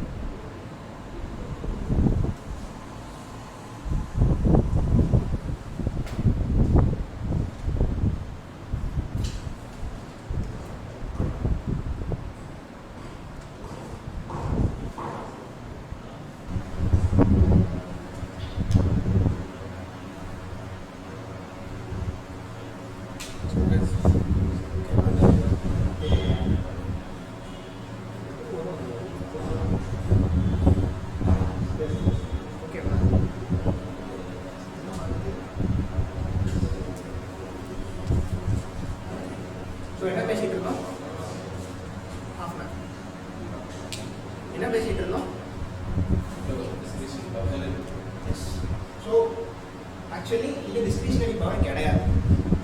Absolute veto is not a discretionary power. It can B exercised only with the aid and advice of Prime Minister and Council of Ministers. So logically speaking, Prime Minister and Council of Ministers, they belongs to majority party. அப்போ அவங்க தான் அந்த பில்லை introduce பண்ணியிருப்பாங்க. கரெக்டாக அவங்களுடைய approval இல்லாமல் இந்த 2 ஹவுஸில் பாஸ் ஆகிருக்காங்க. கரெக்டு தானே? ஏன்னா மெஜாரிட்டி பார்ட்டிங்கும் போது 2 ஹவுஸ்லேயும் பாஸ் ஆகிருக்குன்னா அவங்களுடைய அப்ரூவல் இல்லாமல் பாஸ் ஆகிருக்கும். அப்படியே அவங்களே அதை ரிஜெக்ட் பண்ண சொல்ல போகிறாங்க. So in case of any issues இந்த சப் கிளாஸஸ், ஏதாவது அவங்க அந்த லால இருக்கிற சப் கிளாஸ்ல ஏதாவது இஷ்யூஸ் இருந்துச்சு அதை ரெக்டிஃபை பண்ணணும் அப்படிங்கிறதுக்காக அவங்களே இந்த அட்வைஸ் கொடுக்கலாம். அப்படி இல்லைன்னா in case of change of government, for example இப்போ நோ கான்ஃபிடன்ஸ் மோஷன் பாஸ் பண்ணி இப்போ ஒரு பில்லு வந்துட்டு பிரசிடென்ட் கிட்ட வந்திருக்கு. ஆனால் அதுக்கு நடுவில் நோ கான்ஃபிடன்ஸ் மோஷன் பாஸ் ஆகி லோக்சபா டிசால்வ் ஆகிடும். அப்போ புது prime minister and council of ministers வருவாங்க கரெக்டாக. அவங்க அந்த பில்லை ரிஜெக்ட் பண்ண சொல்லி அட்வைஸ் பண்ணலாம். So it was formulated by the earlier government, அதனால் அதை ரிஜெக்ட் பண்ண சொல்லி இப்போ அட்வைஸ் பண்ணலாம். ஓகேவா? So there are few scenarios this can be exercised. புரியலையா? புரியல. பில்லு டிசால்வ் ஆகாது, ஏன்னா பில்லு பிரசிடென்ட் கிட்ட வந்துருச்சு. ஸோ பிரசிடென்ட் கிட்ட வந்தால் டிசால்வ் ஆகாது, லாப்ஸ் ஆகாது. அதுவும் இருக்காது. நம்ம பார்ப்போம், பார்லிமெண்ட் பார்க்கும்போது அது பார்ப்போம். ஏன்னா 2 ஹவுஸும் பாஸ் பண்ணி பிரசிடென்ட் கிட்ட வந்துருச்சு. பிரசிடென்ட் கிட்ட வந்ததுக்கு அப்புறம் லோக்சபா டிசால்வ் ஆகுதுன்னா பில் எதுவும் ஆகாது, பில் அப்படியே தான் இருக்கும். So a new government will come into power. அந்த கவர்மெண்ட், அந்த prime minister and council of ministers can advise the president to exercise absolute veto. ஓகேவா? ஸோ there is a logic behind all the provisions. லாஜிக்காக பார்த்தீங்கன்னா ஏன் கொடுத்துருக்காங்க, இதில் என்ன இருக்குது, அவங்க இன்ட்ரடியூஸ் பண்ண சொன்னதான் அவங்களே ஏன் ரிஜெக்ட் பண்ண போகிறாங்க அப்படின்றது. there exist multiple scenarios which it can be utilized. So the takeaway is it is not a discretionary power, it can be exercised only with the aid and advice of prime minister and council of ministers. Okay, இது புரியுதா? absolute veto discretionary கிடையாது. இல்ல, these two are discretionary powers. These two are discretionary powers. இது ரெண்டும் கிடையாது.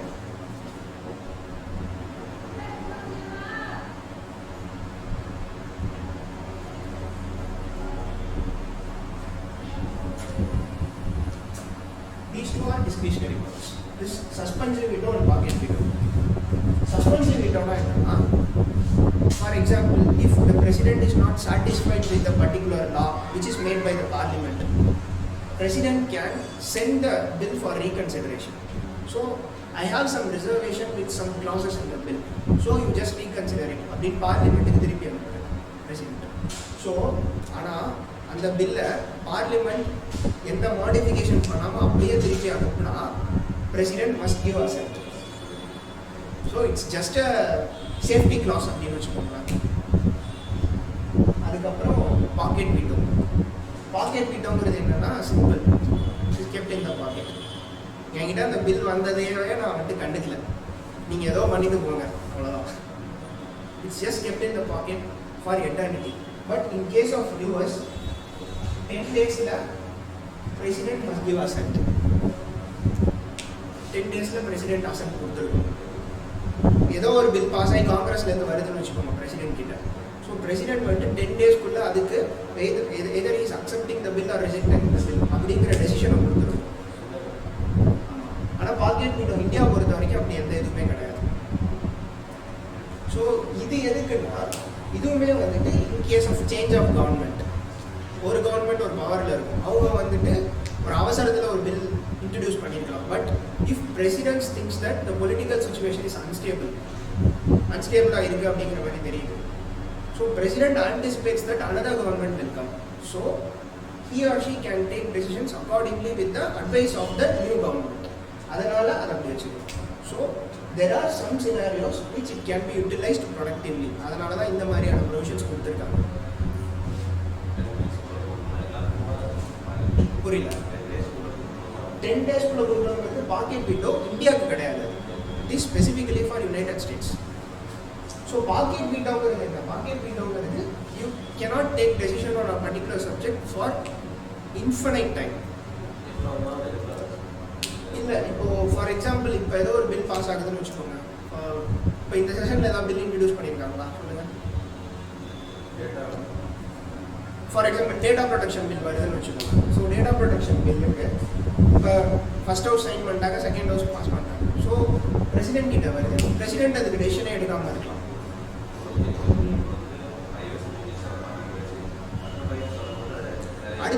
அடுத்த 5 years வரும்போதும் இப்போ பிரசிடென்ட் அதுக்கு டிசைட் பண்ணலான்னா பார்லிமெண்ட் என்ன பண்ணுவாங்க, புதுசாக ஒரு லா கிரியேட் பண்ணி அனுப்பிடுவாங்க. அது அப்படியே தான் இருக்கும். அது அப்படியே ஆக்சுவலாக அப்படி இருக்கு. இல்லைன்னா பிரசிடென்ட் மாறிட்டாங்கன்னா இப்போ 5 இயர்ஸ்க்கு அப்புறம் வேற பிரசிடென்ட் வந்துடுவாங்க. So that president has to take the action. So இந்த மாதிரி சினாரியோஸ் வந்துட்டு சுச்சுவேஷனல் தான், எல்லாத்துக்கும் நம்ம எக்ஸ்ட்ராபுலேட் பண்ண முடியாது. ஏன்னா டெக்னிக்கலி எதுவுமே நடக்கக்கூடாது அப்படின்னு டிசைட் பண்ணிட்டா என்ன வேணால் பண்ணலாம்.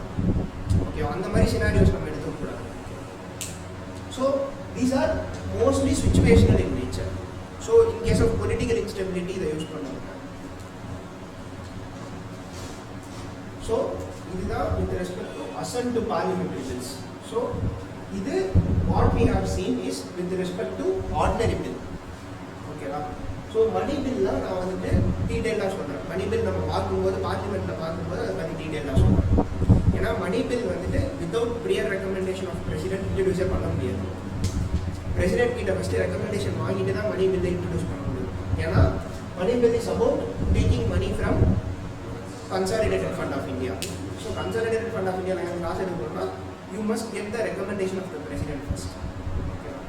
So with respect to constitutional amendment பில்லுனா பிரசிடென்ட்டுக்கு இந்த பவர்லாம் எதுவுமே கிடையாது. He cannot exercise absolute veto, he or she cannot exercise suspensive veto, pocket veto, எதுவுமே யூஸ் பண்ண முடியாது. President must give assent. That is explicitly given, not given in the Constitution, but Constitutional Amendment Act made it. 24th Constitutional Amendment Act.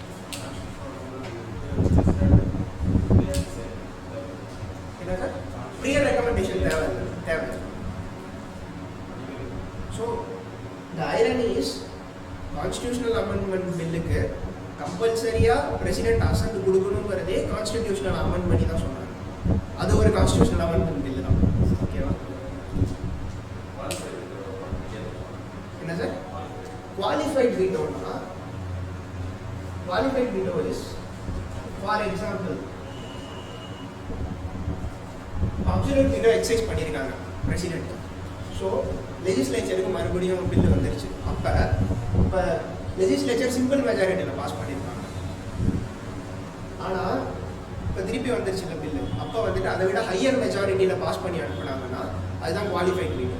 So அப்போ அந்த bill pass ஆகிடும் even without the assent of the president. அதுவும் யூஎஸ்ல தான் இருக்குது, இந்தியாவில் கிடையாது. இந்தியாவில் இந்த கான்செப்ட் கிடையாது qualified veto.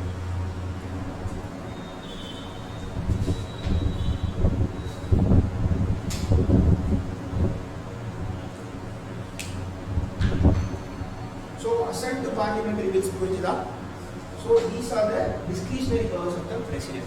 Okay, suspensive veto, pocket veto are discretionary power. These two are not discretionary in nature. Okay. Discretionary na enna தெளிவா புரியுதா? Discretion na president can act on their own conscience without any advice, with their own logic and reason.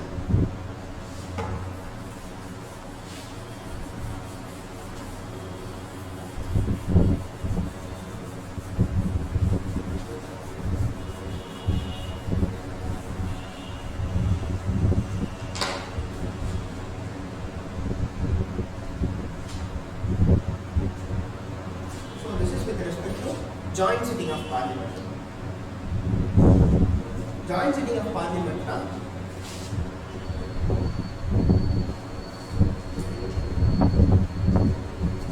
so as we discussed, first house la ஒரு bill pass ஆயிடுச்சு, second house la pass ஆகல. So there is deadlock. So அந்த பில்லோட stage என்ன ஆகும்? So the president will call for joint sitting of parliament. So ரெண்டு ஹவுஸையும் ஒன்றா கூப்பிட்டு உட்கார வச்சு காமன் ஓட்டிங் எடுப்பாங்க. காமன் ஓட்டிங்கில் சிம்பிள் மெஜாரிட்டியில் யார் வின் பண்ணுறாங்களோ, ஐ மீன் சிம்பிள் மெஜாரிட்டியில் பாஸ் ஆனிச்சுன்னா the law will be passed. In case of deadlock, to resolve the deadlock, president can initiate for joint sitting of parliament. President தான் அதை initiate பண்ணும். So joint sitting of parliament is applicable for ordinary bills only. Okay, constitutional amendment billuko, money billuko idukku கிடையாது. It is applicable only for ordinary bills.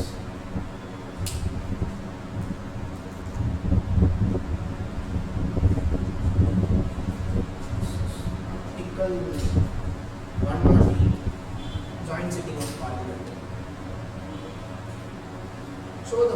procedures for joint sitting of Parliament will be given in Article 118. Procedures. In case of deadlock, President will convene joint sitting of Parliament is given in Article 108. How to conduct the procedure will be given in Article 108.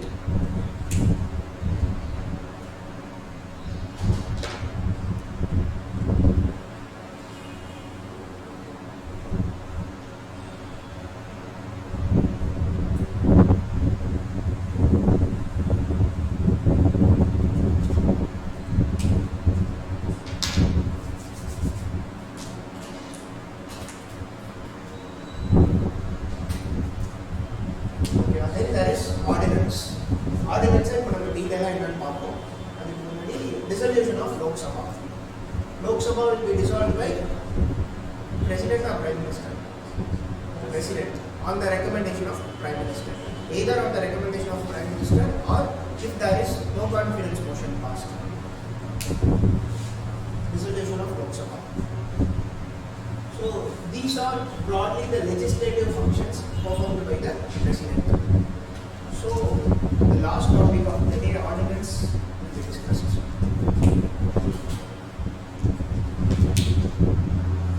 Okay, va?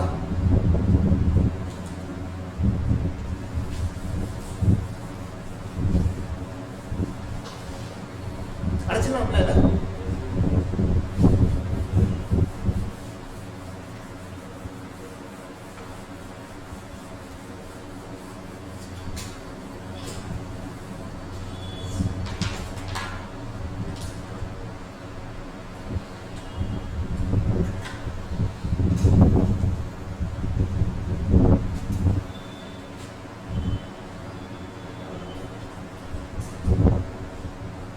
Ordinance, you have some idea about ordinance, right? What is ordinance?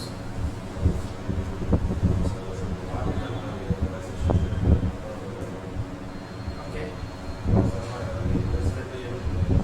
Okay. So ordinance as such is called as,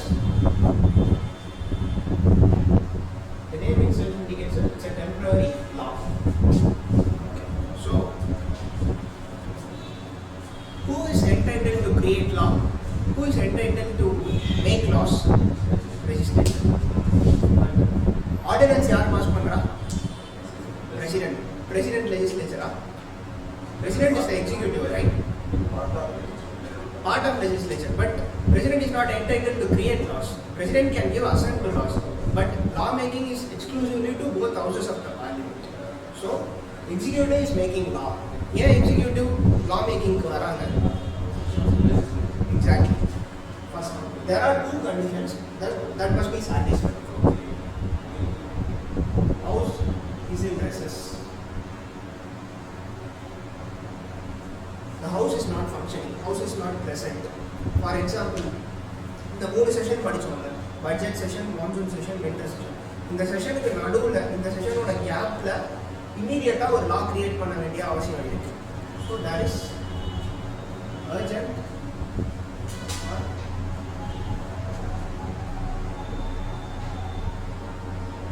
extraordinary situation arised desperately in need of law to control a particular issue. For example,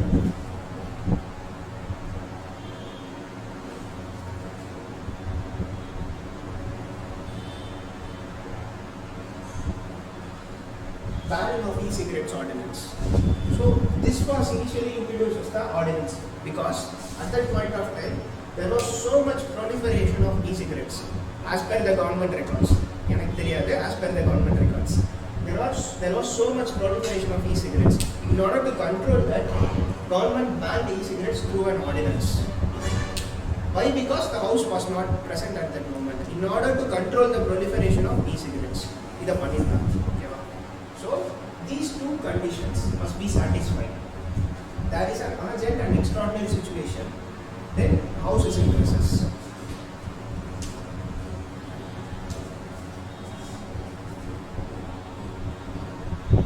Executive can make laws.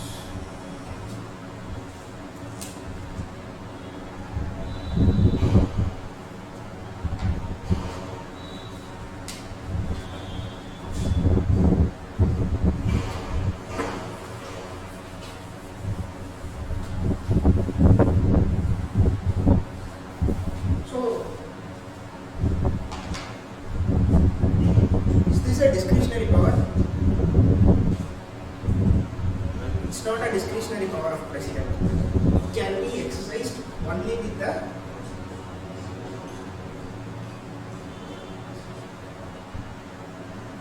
aid and advice of Prime Minister and Council of Ministers. Okay.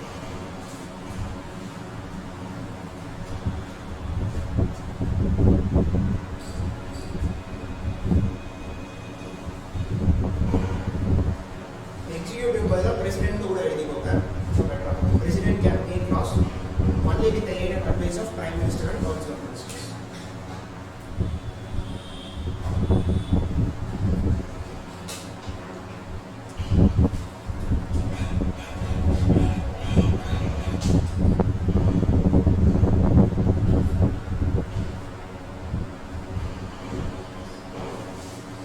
So, what are the features of the ordinance?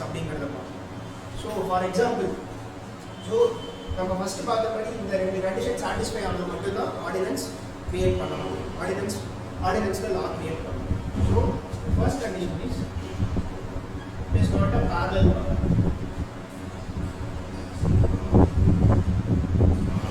அதாவது parliament செஷனில் இருக்கும்போதே ordinance pass பண்ண முடியாது.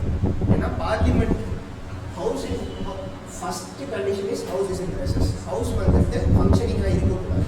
So how's ஃபங்க்ஷனிங்காக இருக்கும்போது ordinance create பண்ண முடியாது. அதனால தான் it is not a parallel power அப்படின்னு சொல்லுவாங்க. பேரலல்னா ஹவுஸ் செஷனில் இருக்கும்போதே ஒரு ஆர்டினன்ஸ் கிரியேட் பண்ணுறது அப்படின்னு. So it is not a parallel power.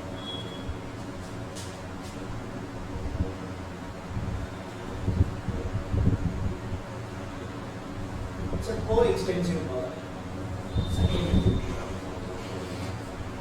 Coextensive பவர்னா பார்லிமெண்ட்டுக்கு என்னென்ன பவர்ஸ் இருக்கோ, பார்லிமெண்ட்டுக்கு என்னென்ன லிமிடேஷன்ஸ் இருக்கோ, the same limitations is applicable to ordinance also. For example, Parliament cannot make law on state list generally. So the same is applicable to ordinance. So if Parliament can make law only on union list and concurrent list, ordinance from the President also can make only a law on union list and concurrent list.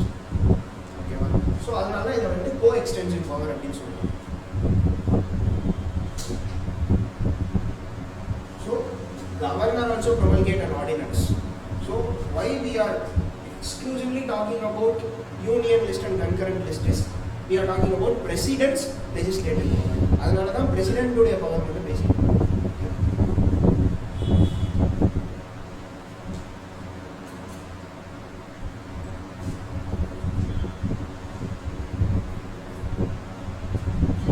Powers and restrictions as Parliament.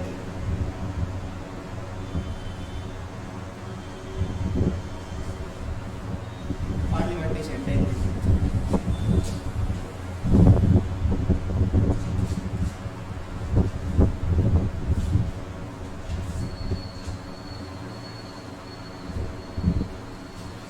So it's a temporary law. Temporary law means so when a law is passed, how long it is generally the duration of the law. அப்படி ஏதாவது இருக்கா? அதை repeal பண்ணுற வரைக்கும் இல்லைனா அதை modify பண்ணுற வரைக்கும்.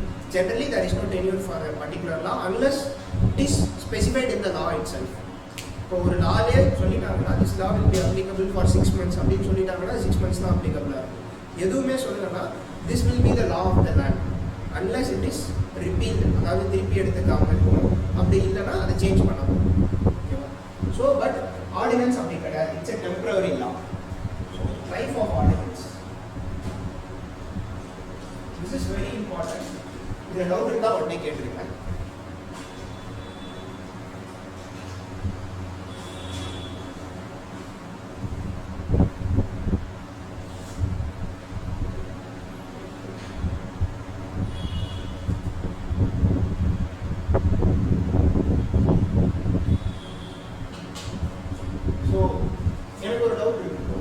இப்போ லோக்சபா ஃபங்க்ஷனிங்கில் இருக்குது, ராஜ்யசபா ஃபங்க்ஷனிங்கில் இல்லை, அப்போ ஆர்டினன்ஸ் கிரியேட் பண்ண முடியுமா? ஃபங்க்ஷனிங்கில் இல்லைன்னா ஹவுஸ் மட்டும் கூப்பிடல, சம்மனே பண்ணல Rajya Sabha.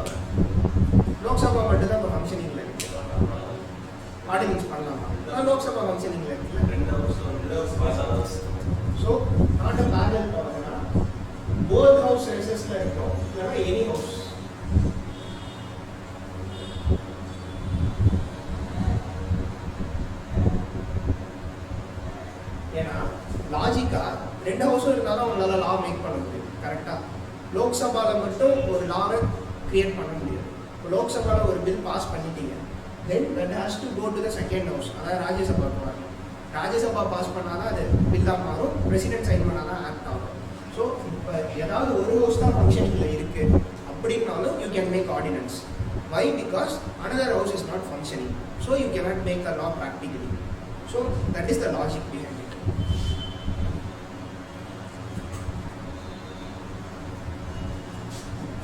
Any one house is in recess. Both houses in recess. Any one house is in recess. So life of ordinance pathina 6 weeks after reconstitution of Lok Sabha or Rajya Sabha plus recess time. புரியுதா? அதாவது இப்போ இதுக்கான recess time maximum 180 days, maximum 6 months இருக்கலாம், but 4 monthsலேயே ரீகன்ஸ்டியூட் பண்ணியிருக்கலாம். ஓகேவா? So for example 4 months recess time வச்சுக்கோங்க plus 6 weeks. So the lifetime of ordinance is 4 months plus 6 weeks. So the maximum lifetime of an ordinance is 6 months plus 6 weeks. Maximum lifetime of an ordinance.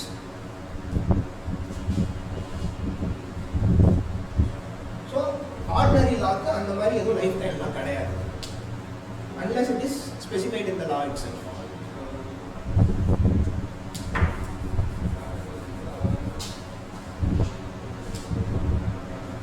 இந்த side அழைச்சிருந்தாங்க.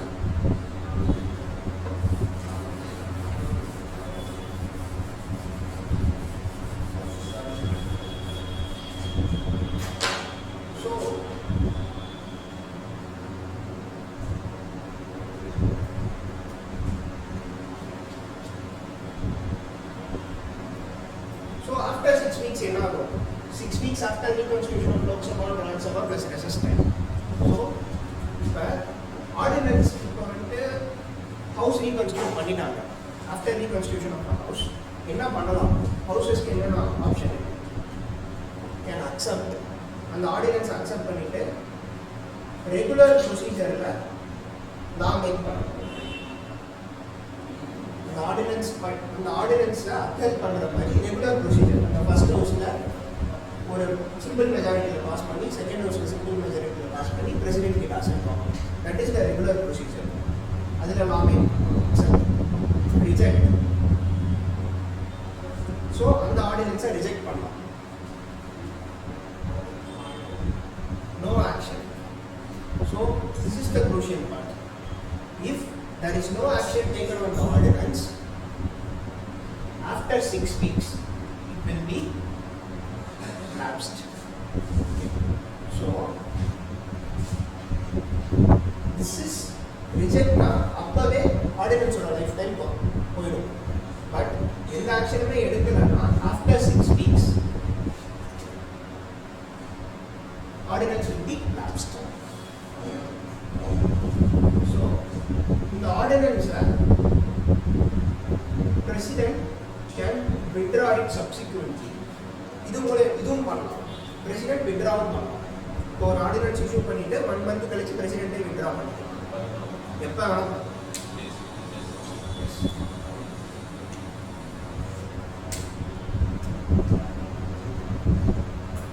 So இதுவும் இம்பார்ட்டன்டானது. So இந்த no ஆக்ஷன்னா after 6 weeks it will be lapsed.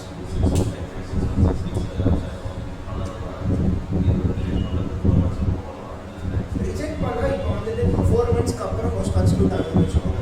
First டேவே reject பண்ணுறாங்கன்னா 4 monthsலேயே அது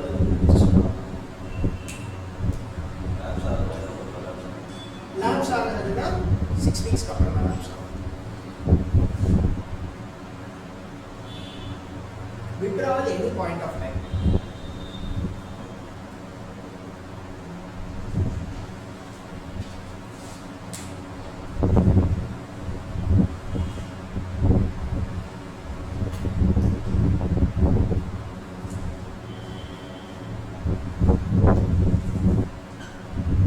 இது புரியுதா எல்லாருக்கும்?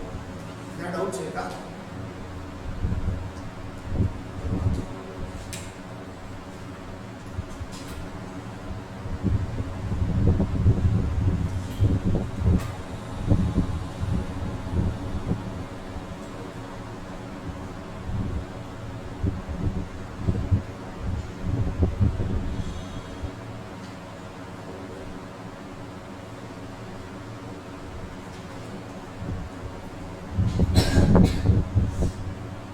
ordinance can't amend the constitution. So ordinance can make any law with respect to parliament. Parliament today power aduna law make panna, but constitution amend panna mudiyadhu because it is temporary in nature. The logic is constitution amend panna vendiya or important extraordinary situation irukuna, you can call the parliament itself. Okay, wow. The logic is like that. So,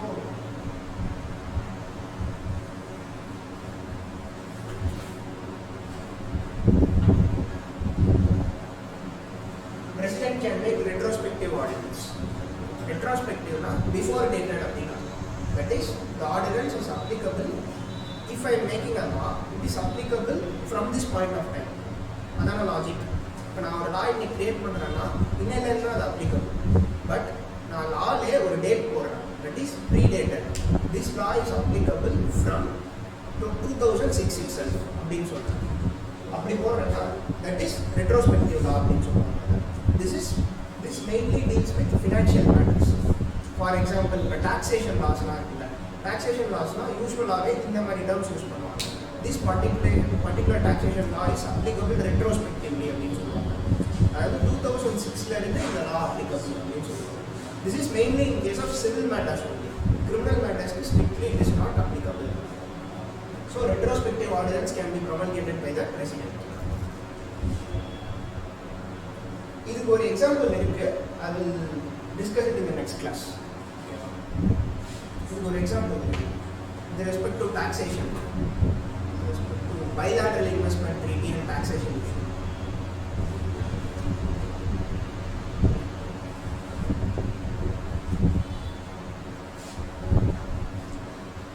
So ordinance, the main thing is ordinance is given in article 1, 2, 3 of the Indian Constitution. The article is very important. Article 123 of the Indian Constitution contains ordinance. And there is one case called DC Vadwa versus State of Bihar case. அவங்க என்ன நடந்துச்சுன்னா இதே மாதிரி தான். First ஒரு ordinance போடுவாங்க, அப்புறம் ஹவுஸில் லேப்ஸ் ஆகிடும், அப்புறம் ஹவுஸ் வந்துட்டு செஷனுக்கு வந்திருக்கும், ஹவுஸ் லேப்ஸ் ஆகிடும், ஹவுஸில் லேப்ஸ் ஆகிடும், அதுக்கப்புறம் திருப்பி ஆர்டினன்ஸ் போடுவாங்க, மறுபடியும் லேப்ஸ் ஆகிடும், ஆர்டினன்ஸ் போடுவாங்க, மறுபடியும் லேப்ஸ் ஆகிடும். ஸோ ரிப்பீட்டடாக இவங்க ஆர்டினன்ஸ் மட்டுமே போட்டுக்கிட்டு இருந்தாங்க. That is promulgation of ordinances every time. So அதனால் கோர்ட் என்ன சொன்னாங்கன்னா, சுப்ரீம் கோர்ட் என்ன சொன்னாங்கன்னா, டிசி வர்மா கேஸ், இந்த கேஸில் என்ன சொன்னாங்கன்னா, governors or president's satisfaction on promulgation of circumstances on promulgation of ordinances is subjected to judicial review அப்படின்னு சொல்லியிருப்பாங்க. அதாவது ஸோ உங்ககிட்ட நீங்கள் பிரசிடென்ட் வச்சுக்கோங்க, உங்கள்கிட்ட வந்து இந்த சுச்சுவேஷன் இஸ் எக்ஸ்ட்ராடினரி, அதனால் இப்போ ஆர்டினன்ஸ் போடணும்னு சொல்கிறாங்கன்னா, so you are the head of the state.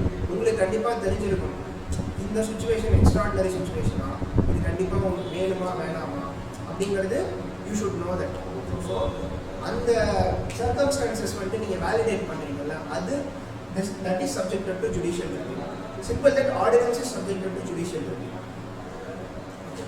ஆர்டினன்ஸ்னா இந்த லாவை ஜுடிஷியல் ரிவ்யூ பண்ண மாட்டாங்க. அதாவது என்ன லா ஆர்டினன்ஸில் போட்டாங்களோ அதை ஜுடிஷியல் ரிவ்யூ பண்ண மாட்டாங்க. அந்த லாவோட நீட் இருக்குல்ல, why this is desperately needed, ஏன் இந்த லா இந்த டைமில் கண்டிப்பாக வேணும், ஏன் வந்து இது எக்ஸ்ட்ராடினரி, அவ்வளோ எக்ஸ்ட்ராடினரி சுச்சுவேஷன் இப்போ அதை ஜுடிஷியல் ரிவ்யூ பண்ணுவோம். ஸோ நான் ஸ்டேட்மெண்ட்டாக சொல்கிறேன், எழுதிக்கோங்க. ஸோ டிசி வர்மா கேஸ் போட்டு எழுதிக்கோங்க.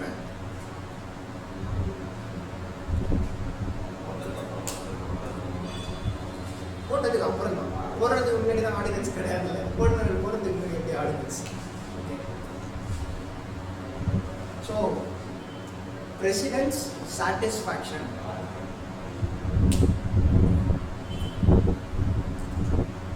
on the circumstances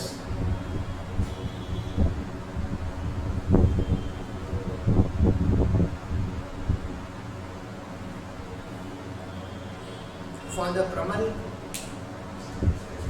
promulgation of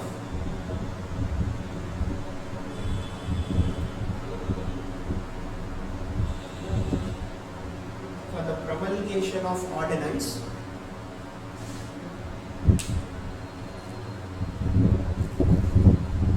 is subjected to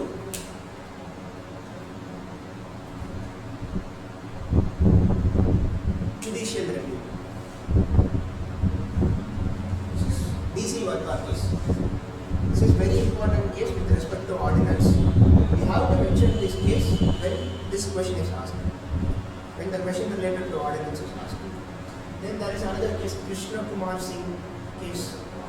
There are some cases like that. Now ordinance related cases, we will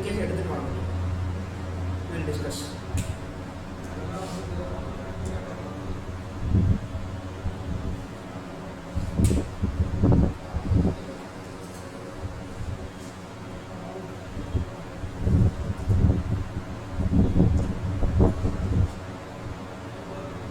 This is about the legislative powers of the president.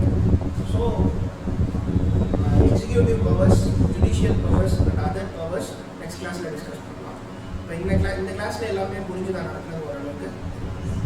doubts. முடிஞ்ச அளவுக்கு இன்னைக்கு படிச்சிருக்கீங்க இப்பதான் ஞாபகம் இருக்கும் கண்டிப்பா மறந்துடும் இந்த இப்போ கான்ஃபிடென்ட்டா ஆன்சர் சொல்லுவீங்க what is the electoral college of பிரசிடென்ட்னா இப்போ கான்ஃபிடென்ட்டாக சொல்லுவீங்க ஒரு 5 நாள் கழிச்சு கேட்டால் நாமினேட்டட் வருவாங்களா வரமாட்டாங்களா அந்த மாதிரி கன்ஃபியூஷன்ஸ் நிறையா வரும் ஸோ முடிஞ்ச அளவுக்கு படித்து தரோம் கொஞ்சம் வச்சுக்கோங்க நிறையா ரிவைஸ் பண்ணுங்க அசைன்மெண்ட் சொல்லியிருக்கேன் அந்த கிளாஸ் எடுத்துக்க வாங்க office of profit ordinance related cases ரெண்டுமே எடுத்துக்கலாம் ஓகே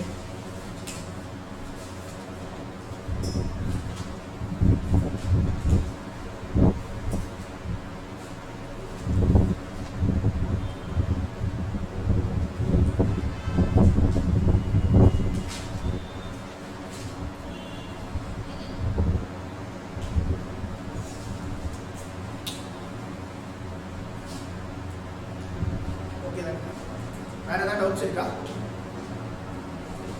சரி படிச்சுட்டு வாங்க டவுட்ஸ் இருந்தால் எழுதி வச்சுட்டு வாங்க வில் டிஸ்கஸ்